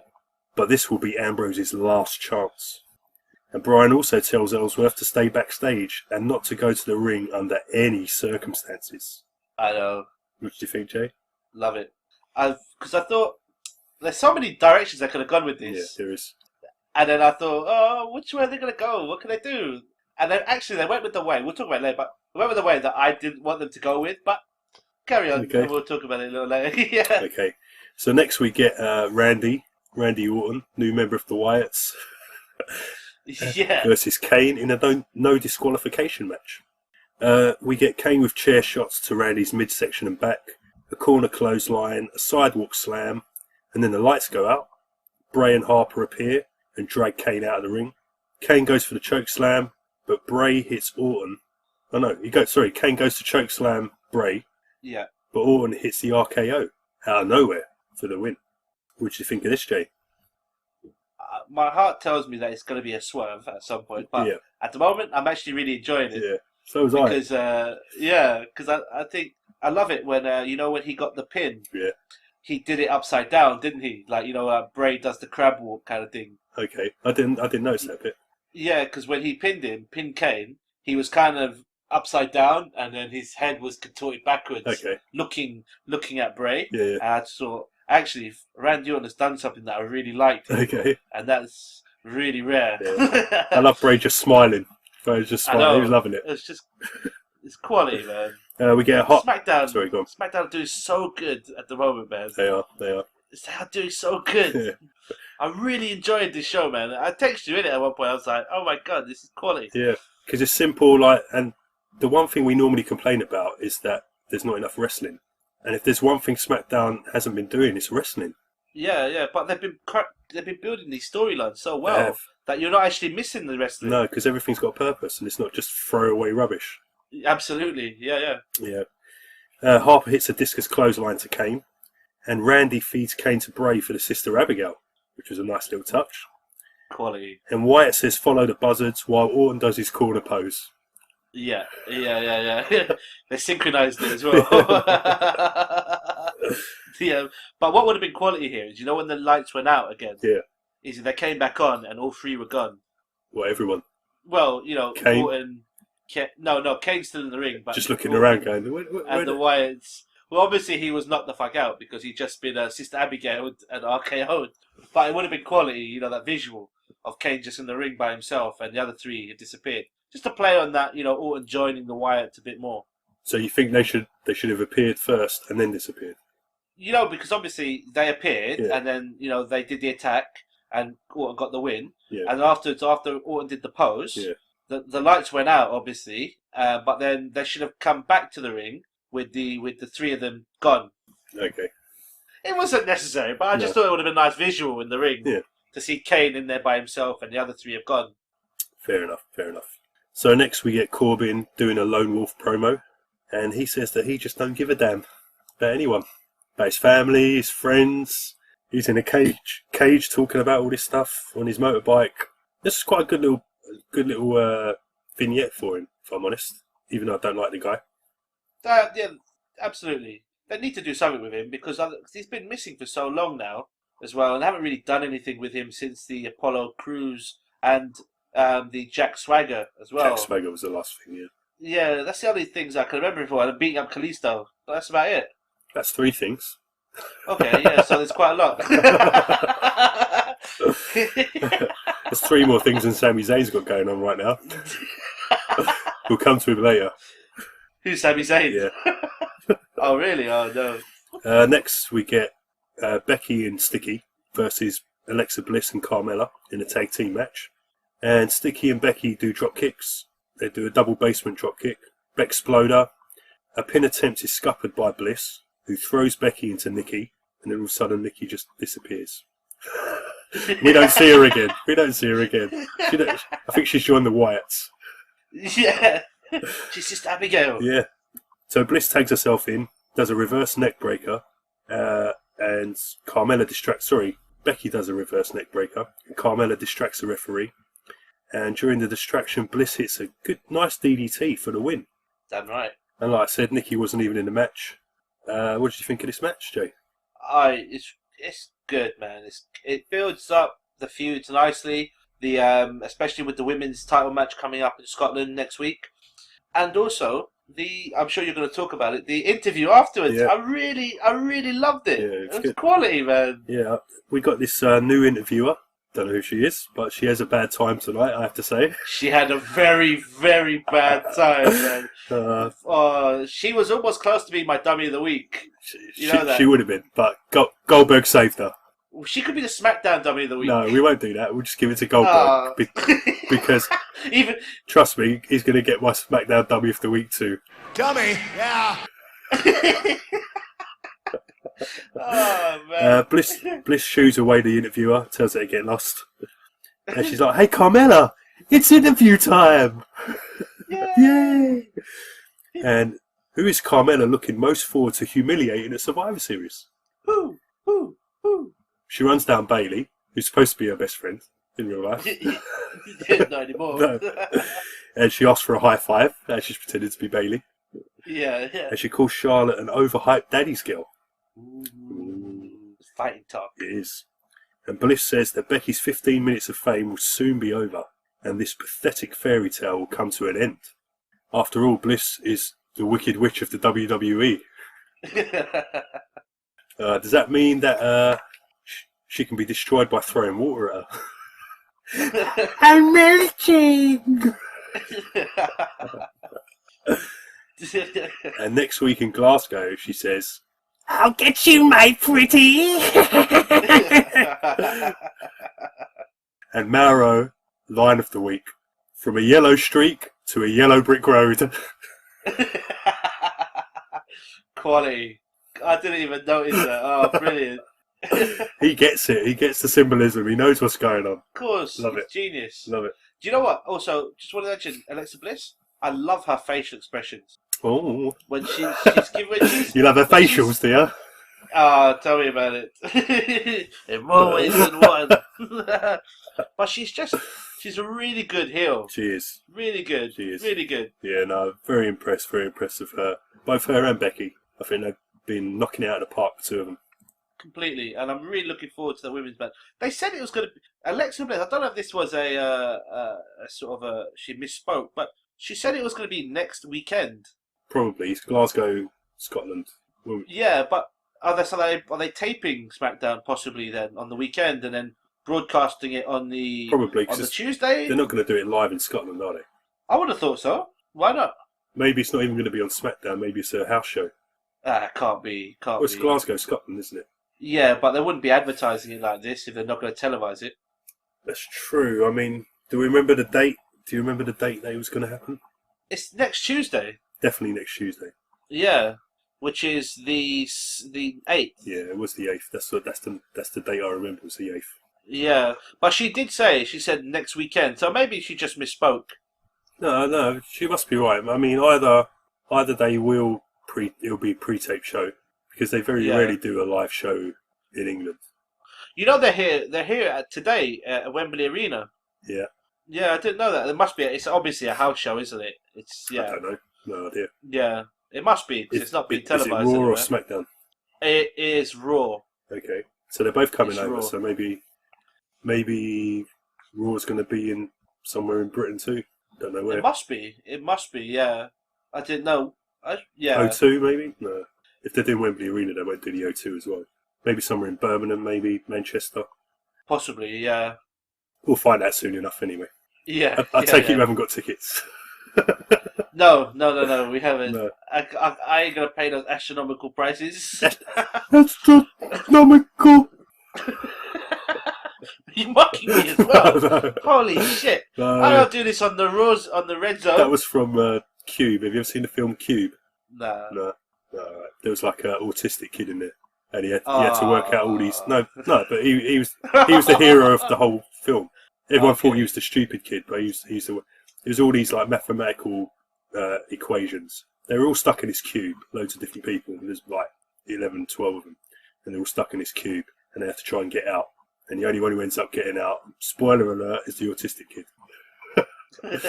But because he could do astronomical sums like in his head, and they were giving him packets of gumdrops to make him do it. 21 packets of gumdrops, astronomical. You gotta watch it. It's a really good film. It's actually a really good film. I'm more worried about us getting sued, man. Sued for what? Huh? Sued for what? imitating the the disabled. What do you think he was doing in the film? Or was he not actually genuinely? It's a film, bruv. Well, they could have cast somebody who was disabled. Is that what you think? I'm sure there are actors who are autistic. I'm sure there are. I'm sure they're very artistic too. Anyway, moving on. Where were we? Alexa Bliss. No, we've moved on. I was giving you a bookmark. After all, ignorance is bliss. So backstage, Brian gives Naomi the 5th spot in the Survivor Series team. Yes. And She didn't have to earn it. Right? Naomi looks at her watch and says, "It's glow time," and then moves out the shot. Natty comes along and she disagrees and thinks the team needs someone they can look up to. I dubbed Daniel Bryan here, and he went, "You?" You? Yeah, exactly. She say, "Who?" And Daniel, "What you want? You know that I got it." Shane, "What you need? You know that I got it. All I'm asking is for a little respect when I come home."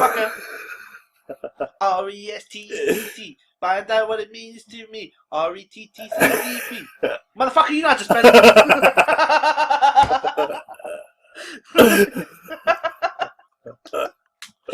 Oh, God, I said I was autistic, not illiterate. Oh, brilliant. So Natty's doing this gimmick where she's just singing. She's not singing songs. She's just saying song lyrics. She was flirting with Shane. It was really awkward. I was like, "What is going on here, man?" Oh dear! And even Shane went, just a little bit, just a little bit, just a little bit. When I come out home, suck it to me, suck it to me, suck it to me, suck it to me. Oh, God. So Natty's going to be the coach, and she's going to turn those kittens into lionesses. Grrr. Do you reckon she'll have a whistle on her? Why? Like Coach, remember Coach from Mr. Perfect's old manager? She used to blow the whistle. Was it Bill Alfonso, whatever his name was? I can't remember his name.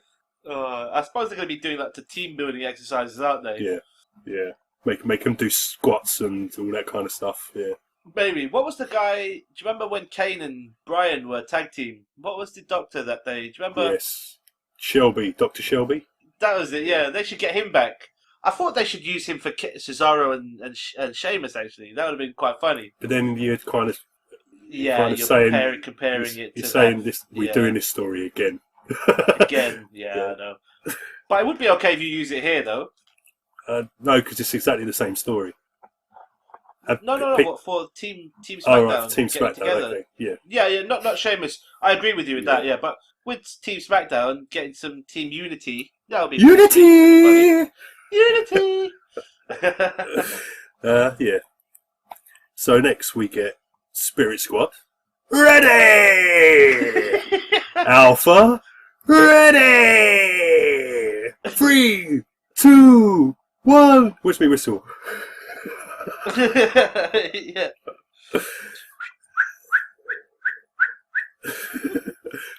What kind of whistle was that, bruv? Was it a lone wolf whistle? Is that why you're single? Hey, that's it. That's the final straw. The cheese straw. So yeah, this match, Spirit Squad versus the Alpha, in a qualifying match for Survivor Series.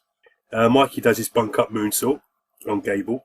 Kenny goes for a top rope leg drop and misses. Jordan comes in, cleans house, and then we get the Grand Amplitude for the win. Yay! You happy to see Alpha in there? You didn't want. I know you're a big Spirit Squad fan, but you know. Yeah, man, I was really gutted that the Spirit Squad didn't qualify, but yeah, I suppose you got to give Gable and Jordan a chance. Yeah. I mean, they don't have much going for them. You know what I mean? No, not at all. You know, they're not really over either. So you got to give them something on the card. Yeah. Might as well. Yeah, maybe Enzo should teach him how to wrestle. Yeah. Oh God. Yeah, fucking Alpha, awesome. Awesome isn't the word, man. Yeah, I like this whole qualifying thing. It makes the tag team division seem like there's more teams than there actually are. Absolutely, I agree. Yeah. And it gives it a bit of substance as well to it. Yeah, definitely. So here we go. Next, we get a repeat of our Dummy of the Week. Dummy! Dummy, yeah. Because they showed the Goldberg stuff on Raw and they edited out the fall. They made him look good, actually. Goodberg. Goodberg. Oh, dear. Quality. Funny. Yeah, screw Goldberg, man. Miss TV segment next. And Miz introduces the Yes Man himself. Yeah, I know, right? That was quality. We get Daniel Bryan chants, and Miz asks if he can start his own show now. And Bryan threatens to cancel Miz TV, and the crowd agree. Yeah, I know. Poor fella. Bryan says that there are 2 more qualifiers for the Survivor Series tag team match to come. So I was at the time I was thinking probably Usos and Vaudevillains. Would you say, or we obviously one At the time, yeah, the Vaudevillains and Usos, possibly the Ascension. the Ascension lost. Or did the Ascension lost did to they the only Hypes, lose? didn't they? Yeah, I don't know who the others could be then. Breezango. Breezango. Screw the Vauds. Breezango. Yeah. Yeah, cool. Where were we? But no, obviously he's playing Miz up. You know, Miz really wants to know about who's going to be in the 5-on-5 at Survivor Series. You know, who's going to be representing SmackDown. Who? Ooh. Ooh. Ooh. And Bryan says the SmackDown team will be Randy Orton, Bray Wyatt, Jeremy Corbyn, Jeremy Corbyn. Dean Ambrose, and your world champion AJ Styles. So no room for the Miz, Jay. No room for the Miz, and also there was no room for Ziggler as well. I thought at the time, Intercontinental Champion, not in the team. Yeah. Interesting. And Miz says to the crowd, "When my hand goes up, your mouth goes shut." And it works too. Miz says that SmackDown is full of opportunities for anyone not named the Miz. And Bryan didn't pick Miz because he proved last week that he was afraid to fight. And Miz says that Bryan is the one who's scared to fight. So why don't you go back to doing what you do best, Daniel? Moping around John Cena's house on Total Bellas. I know, right? It's like, damn, did he just say that? He did. Oh, he shit, said son. that. He went there, girlfriend. Bryan tells Miz that what he is best at certainly isn't wrestling. And he tells him to hide behind the commentator's table while Bryan gives an IC title opportunity to someone else in an open challenge. Yep. But before you go on, I loved the Daniel Bryan's reaction. Throwing the chair. Proper, like, he got like proper irate, didn't he? If we're getting a match, he's fighting again. If people can't see that, that's not. What can I say? Of course, he's fighting again. This is pure build-up. This is fantastic. Yeah. Fantastic. Definitely. So who's it going to be, Jay, in the open challenge? Who? Woo! It's time to face the facts. It's Kurt Hawkins. I know, right? And he says, "It's great to be here in Atlantic City." And I think they're in New Jersey, and I think that's where he's from. So he got booed. Yeah. So this is it. Kurt Hawkins versus Ziggler for the IC title. Kurt Hawkins turns around, gets super kicked in the face. And I was thinking to myself, who is higher on the totem pole? Kurt Hawkins or Ellsworth 316? It was funny. I was like, oh my god. Really? I thought they might go with the whole, he came down to ring and then he walked away kind of thing. He's not going to make his debut tonight, but instead they killed him. This was like the AJ Lee kiss with Bryan, yeah? Against Sheamus. Yeah. Oh yeah, true. Yeah. Sadly, Kurt Hawkins had no one to kiss. No, he didn't. Well, he got that walking stick or whatever. Yeah, he could have actually kissed that, gave him a little tongue. Yeah. That's creepy. Creepy? You were just talking about sticking cotton buds up your ass. What are you on about? Whoa. It's not a squeaky bum time. No, not yet. So the new interviewer's backstage with Ambrose and calls Ellsworth 360 James Ellis. Oh man, she was so nervous. And Ambrose had to correct her. He did. Oh, he couldn't let it go. No, he he couldn't. He couldn't. Her. Yeah, he did the right thing. He did. But she was so nervous, man. Stood in front of Ambrose. It was funny because like she didn't know the name. You could see like she was looking at someone off camera. She'd say, "James Ellis." Is that what you said? She looked like she saw a ghost, man. Oh, she can have my booze if she wants them. But yeah, she was very close to being Dummy of the Week. But yeah, Ellsworth comes in to ask if he can be at ringside, and Dean says, "No, of course not. Hello, McFly. Go and eat some Halloween candy or something. Go take a stroll. Go on, get out of here." Quality. Good stuff. So next we get a Wyatt segment, the new Wyatt family, and they're all in the smoking room. Yeah. And Bray knows that Randy's a snake, and a snake symbolises evil and treachery, and even the devil himself. And Bray welcomes such a creature into the family. The look Luke Harper gave Bray Wyatt, yeah, that was a great look. By the way, it was just like, are you kidding me, brother? Yeah. And Randy said that he was born with the devil whispering in his ear, and he's done trying to fight it, and the darkness has shown him the light. And he tells Bray that he is a god, and as he does it, his eyes start sparkling like flame. Yeah, what the fuck was that about, by the way? It's like a mind control thing, bro. I don't know what the fuck that was. Do you reckon that's what it is? Bray's been showing Randy some of his videos, because he was talking Freemasonic stuff as well. Oh, that supersonic stuff is crazy, man. This is good stuff, man. This is good stuff. I really like Bray Wyatt, man. I'm a huge fan. I really am.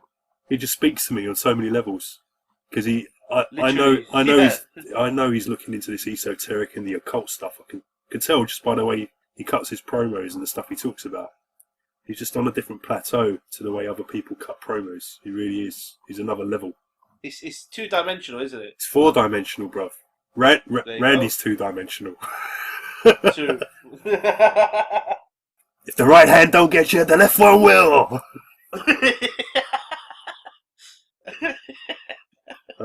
So next we get another qualifying match for the Survivor Series, and it's the Headbangers against the Usos.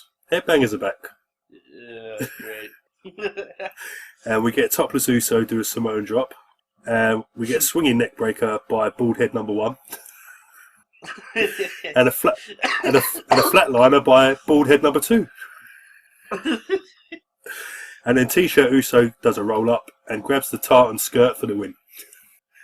Because it's not a kilt, it's a skirt. It's a skirt. Yeah. Even my Scottish friends would tell you that. That's not a kilt. Yeah. Where's your sporting?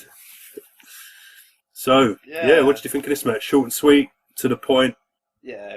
Usos look good as doing the whole heel stuff. Yeah. Good. Yeah. Well done. Get those headbangers out of here! Yeah. Okay. So next we get AJ, and he gets stopped backstage by the new interviewer again.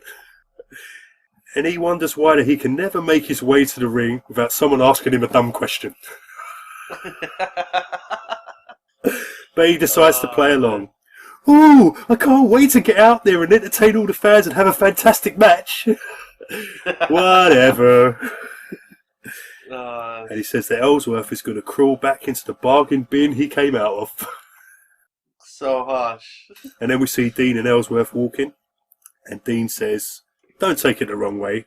Like, we can exchange Christmas cards maybe. Or I could give you my number. Or maybe that's not such a good idea. Yeah. And he asks James if he has a cell phone on him. James goes, yeah, I've got a cell phone on me. He goes, because any man with 2 hands can call Uber and get the hell out of it. And I was thinking to myself, does Ellsworth have Sami Zayn's number? Yeah, all right. Okay. Very good. And Dean just walks him out the emergency exit. As if saying, just get out of the arena, and then you can't cause me any problems. What did you think of this, Jay? Love it. That was so funny with the Uber. Any man with two hands can call for an Uber. Like, get out of here. Quality. Genius. Cool. So, Jay, it's time for our main event of the evening, scheduled for 1-4. 1-4. And it's a Super Iron Man match. No, it's not. Yeah. It's AJ Styles versus Dean Ambrose, and if Dean Ambrose wins, he's the number one contender to go against AJ Styles at TLC, which we've already spoiled, so you know what the result is. Yeah, well done. But it's a really good match, actually. I really enjoyed this match. It's quality. Yeah, It's these quality. guys always work well together. Absolutely. We get Ambrose with a suicide dive, and he uses the announce table and the barricade to hurt AJ. Does a cloverleaf on AJ. Does a top rope underhook suplex, which was interesting. Yeah. AJ does a calf crusher. Then Ambrose nuts AJ's nuts on the barricade. See? He nuts. Nuts. That's right, yeah. And then he just clotheslined him off, which is pretty cool. Ambrose misses the blockbuster and injures his knee, and actually sells the knee. This is how you sell a body part, Bailey. But she knows that. That's what gets me. She knows it. We get a springboard from the apron, countered into a drop kick to the outside.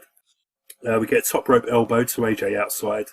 Calf crusher is rolled through into a counter, and then the suplex is countered into a corner suplex by AJ. Loads of counters in this match. It's beautiful, but it's great storytelling, isn't it? Because They've fought each other so many times, so they know each other's game. So it's great.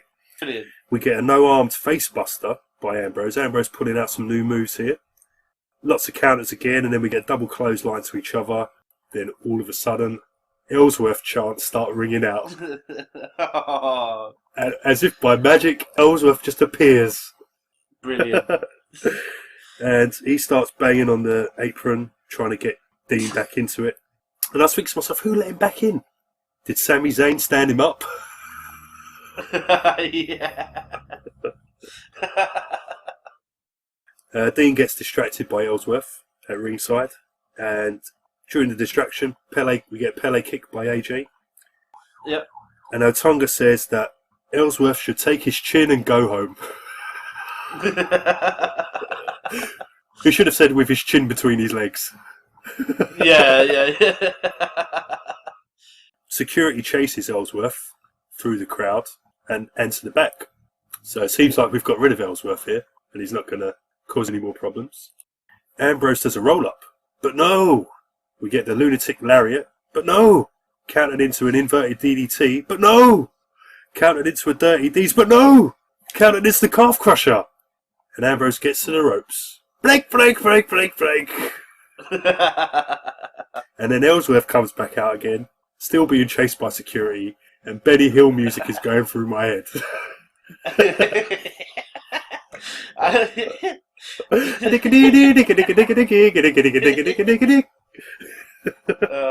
Quality.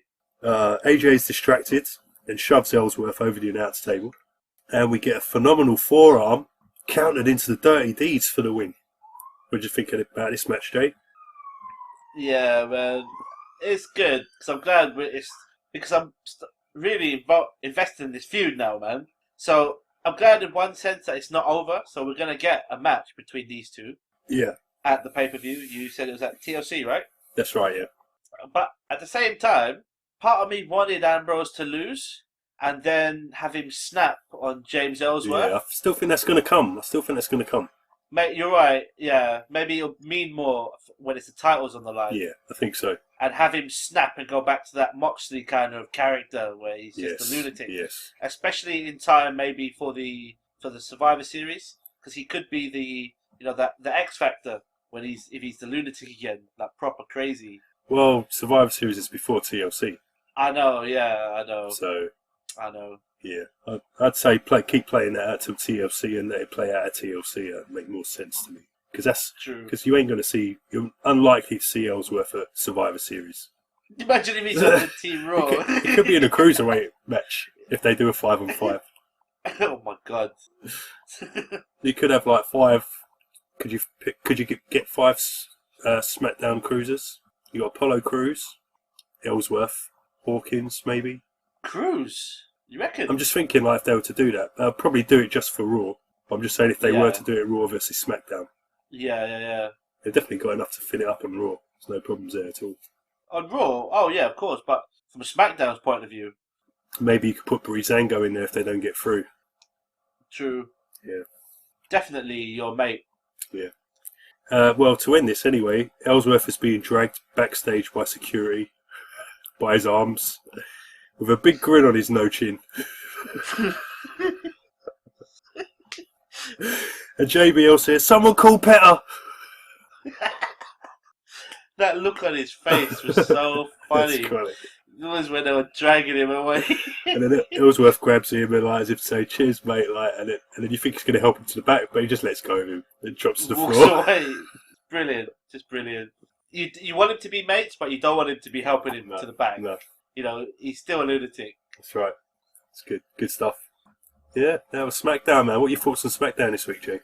It was very, very good. It flowed so nicely.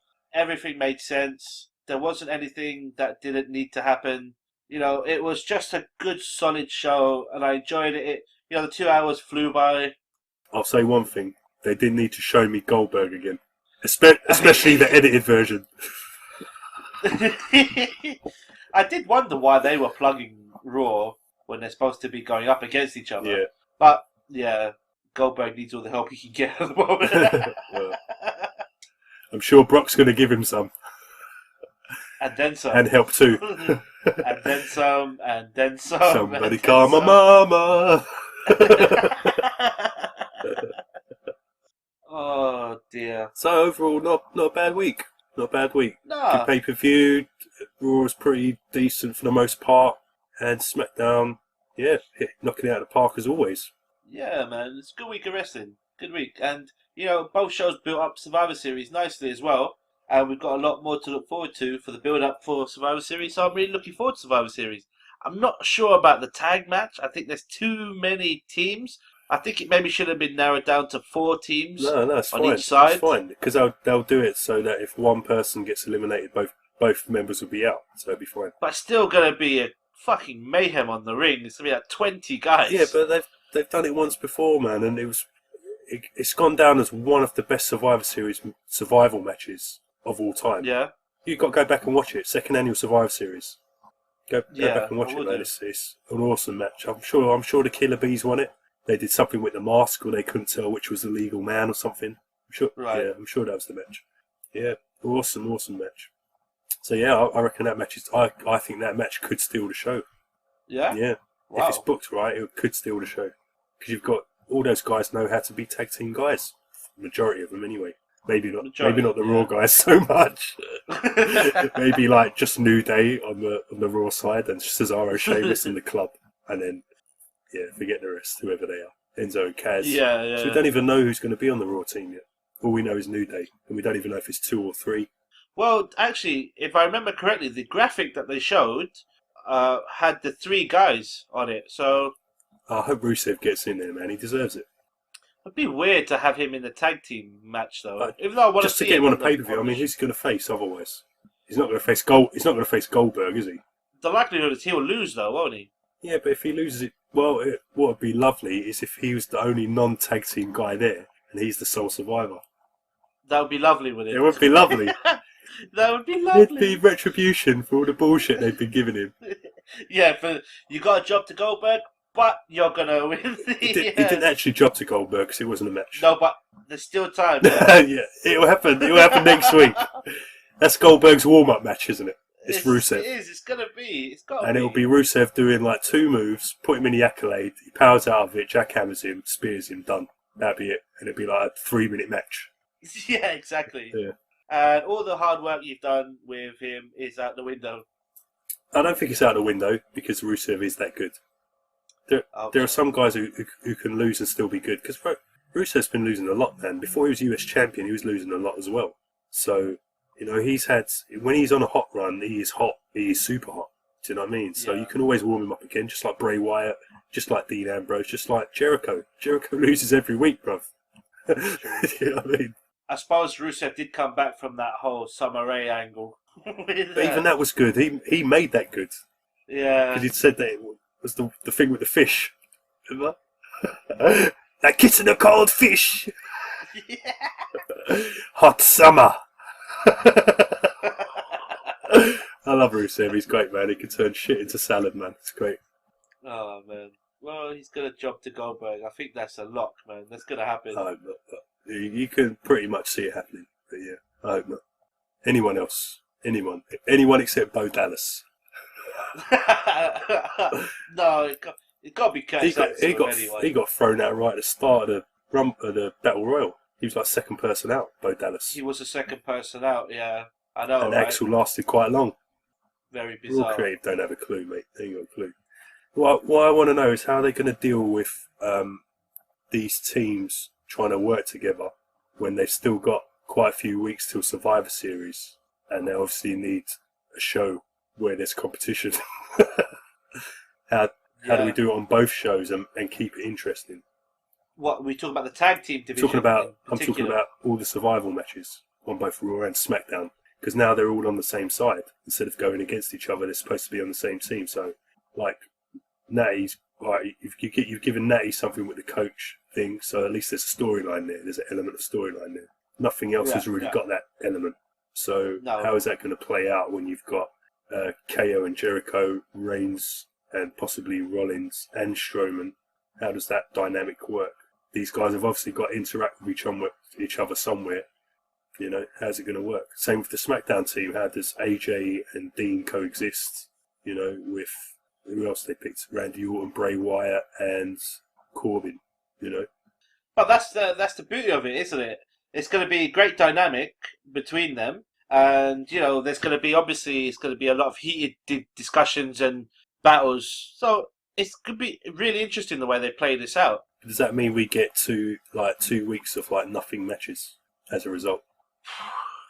Or do you get them being put together to try and coexist against teams that haven't qualified, for example, or other guys who are not on the pay-per-view? You know, put Seth Rollins and Kevin Owens together as a team, you know, to try and get them to coexist. Okay, yeah, I see what you mean. You know what I mean? That's why I thought that main event was weird. It's like on Raw, that is. It's like you've picked those two guys to be on the same team, and then you're having them face each other. Yeah, I know. Whereas at least with AJ and Dean, there was something on the line. There was the number one contendership on the line, so it was still competitive and necessary. I suppose it was for the US title, so maybe I'm being a bit harsh. It was for the US title. Yeah. But then, you know, you've got on the Raw side, you know, you've got the dynamic with the Best Friends, and then you've got the former two Shield members. Yeah, so are we going to get a tag team match there? Does that make any sense? It feels like that's your next booking step, is to have that tag team match. It does absolutely mean that. But then, is that a good idea when they're supposed to be? No. We're supposed to be. Maybe Braun Strowman as special referee. Oh my God! If you can find a shirt that fits. He doesn't need to find a shirt that fits. He could just have the referee on his back. Or what about this for a match? Like, to get the teams to coexist, you have like Kevin Owens teaming up with Seth Rollins to go up against Jericho and Roman. Yeah, but then you're doing the same thing. It's divisive. You are, but then you're getting two guys who don't like each other to work together. Yeah. On either yeah, side. but you know what's going to happen? They're going to end up swapping over, aren't they, during the match? That could be a really bizarre thing to have. Yeah. What is happening here? Who's winning this match? I don't know. I think two partners just pinned each other. I don't know. I think the jobbers might get some airtime. What about this women's on Raw? Who else is going to be in this women's team? Well, we know that it's going to be Charlotte. We know it's going to be Bailey and Nia Jax. And Nia Jax. But then, do we see, is Sasha going to be part of it? She should be, right? Or is she on a hiatus at the moment, taking a little break, selling the injury? Yeah, but the injury will be done by Survivor Series, surely. Is it going to be Dana? You would think. What about Emma? Emma, that's a very good shout. Paige. I would love. Don't get me wrong. I would love to see Paige, but I think she's still suspended. She got 2 months suspension, didn't she? She's got injury, bruv, as well. She's done her neck in. If I'm being honest, it hurts me to say this, but I don't think we're going to see her back in WWE. You don't think so, no? I don't think so. It hurts me to say because I really, really like Paige. Are you saying that we need to turn the page? Yes, James Hetfield, that's exactly what I was saying. Here I am on the road again. It's the Origins music, isn't it? It is, yeah. Awesome. Absolutely. Awesome. Because the other day on my iPlay, on my Spotify, on my phone, on my way to work, For Whom the Bell Tolls came on, and I immediately thought of Progress. Yeah. And I thought, hey, wait, why did I think of Progress first? And then suddenly realised, that's their opening theme, isn't it? When they open up the show. That's right. Yeah. Then I thought, why didn't we use that when we did the Progress show? I did on the first one. Did you? Oh, quality. Did you actually listen to it? Of course, I listened to all of them. So why are you asking me then? I wasn't asking you. I was just telling you that's what we should have done. Yeah, but I did. That's why I leave you in charge of these things. I know you got my back. Oh dear. Oh God. I've got more than your back. And my front too. It's a good friend. So Jay, have you got anything more to say? Is there anything else you want to get off your chest? No, man. It's been a lot to catch up with, especially with NXT. I need to the Dusty Rhodes Battle Royal. Was it the Memorial Tag Team Classic? Yeah, I need to catch up with. And TNA sounds awesome at the moment, man. I really need to pull my finger out. Yeah, I agree. I'm gonna surprise you on next week's show. I bet you don't. Okay, I bet I don't do that. I bet you still haven't watched that episode of TNA I told you to watch weeks ago that you actually recorded. Have you even watched that episode? Yes, I have watched it. Have you, or are you just doing that lying thing that you always just do? Just don't ask me about it. Then you definitely didn't watch it. I'm sick of you asking me about stuff. I think that What is this? Was that Delete or Decay? Yeah. I think it was. Yeah, it was, yeah. You gotta watch it, man. Disgraceful. Seriously, man, Matt Hardy he's the best thing. He really is the best thing. There was a little plug for him, wasn't there, by Kevin Owens on Raw? Was it? When he said so, he was having an interview backstage, and then he actually said something about, maybe Delete is more appropriate right now. Okay. Something like that. And I thought that's a Matt Hardy reference, definitely. I'm sure, like last week, Rollins said obsolete as well. Did he? Yeah. There you go. I don't think he meant to do it, but I'm sure I heard a few obsoletes in the crowd. Quality, man. So, Bob, is there anything you want to say? Do you want to any words of wisdom you want to leave our listeners to before we hit the road? Words of wisdom. Yes. Your 30 seconds of crazy man ramblings. Here you go. Go. Condemnation without investigation is the height of ignorance. Whoa. You just blew my mind. Don't be sarcastic with me, Bob. It doesn't suit you. I know, you told me this before. I can smell that stink on your breath. That sarcastic smell. Oh, dude. Let's wrap it up. We've been talking for a long time. Indeed. So, everybody out there, get onto us. jabwrestling.com. You can get the podcast on jabwrestling.com. We're on the iTunes. Stitcher. We're on the Twitter. At Jab Wrestling on Twitter. Come say hello. Come chat to us about wrestling, because we love wrestling, man. Talk to us about wrestling. What do you see happening at Survivor Series? Who would you put in the teams? Who do you want to win? Do you want Raw to win? Do you want SmackDown to win? Who is your favourite team to win? Who do you think's going to win, Jay? I think, oh wow, you put me on the spot. I think the tag team may go to Raw, but I think the other two will go to SmackDown. Really? Yeah. I was thinking the tag team will go to SmackDown. Do you reckon what? And who's going to win the main event? The That's the hardest one to call. I thought you have to put SmackDown over here. They should. They deserve to go over. I think it's more likely the Raw women win, and I think the SmackDown tag teams will win. Yeah. And then the last match should be up in the air. The last match has to be up in the air. It has to be 1-1 going into the last match, doesn't it? Yes. So, obviously, if they have a cruiserweight match, that's going to be all Raw. So technically, I suppose Raw are going to win.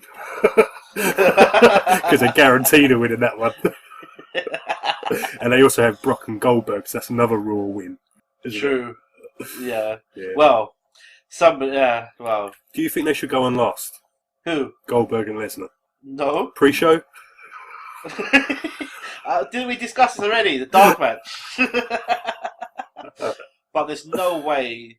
It's going to go on last. It's going to go on last. The Raw I don't like SmackDown it. match should be the last match. It should be. Do you think, because they've pushed it to 4 hours, it's going to be a 4-hour show, do you think it's possible we get a Soul Survivor match? Wow. I don't know how it would work, because obviously the women, I don't think it would work with the women, but... And also the two teams as well, like... This is why if you have a Cruiserweight Raw against SmackDown, then you'll at least be able to buffer it up. I'm just thinking 4 hours, they've pretty much used all their talent on all the Survivor Series matches. Yeah, and also Goldberg is going to go for like 10 minutes at most. Something I didn't mention was Dolph Ziggler has thrown out an open challenge to someone on Raw for the IC title at Survivor Series. Yeah. So who do you see Ziggler going up against, possibly? Sami Zayn, maybe? It won't be a title match, will it? It is a title match. It's an open challenge for the IC title to someone on Raw. Well, Dolph is going to win. Is he? It could be Sami Zayn. Sami Zayn? Bo Dallas? Curtis Axel. Jinder Mahal? Yay! Jinder. That'd be quality. Splash Brothers? Yeah. Oh man, interesting. Yeah, it's got to be Sammy, isn't it? Or Neville, maybe Neville. Could be Neville. Yeah, why not? Sweet. Damn. So we'll find out soon enough. Anyway, That's it, man. So- Sweet. in the meantime, this has been Jab Wrestling. We've been talking wrestling on the Jab. Hashtag Jab, that is. We're Jay and Bob. We've just done the job. It's been a long-ass job. And I think I've got piles from sitting down for too long. But don't forget that the JAB... It's the place to be. Good night, everyone. Good night, everyone. Take Good night. care.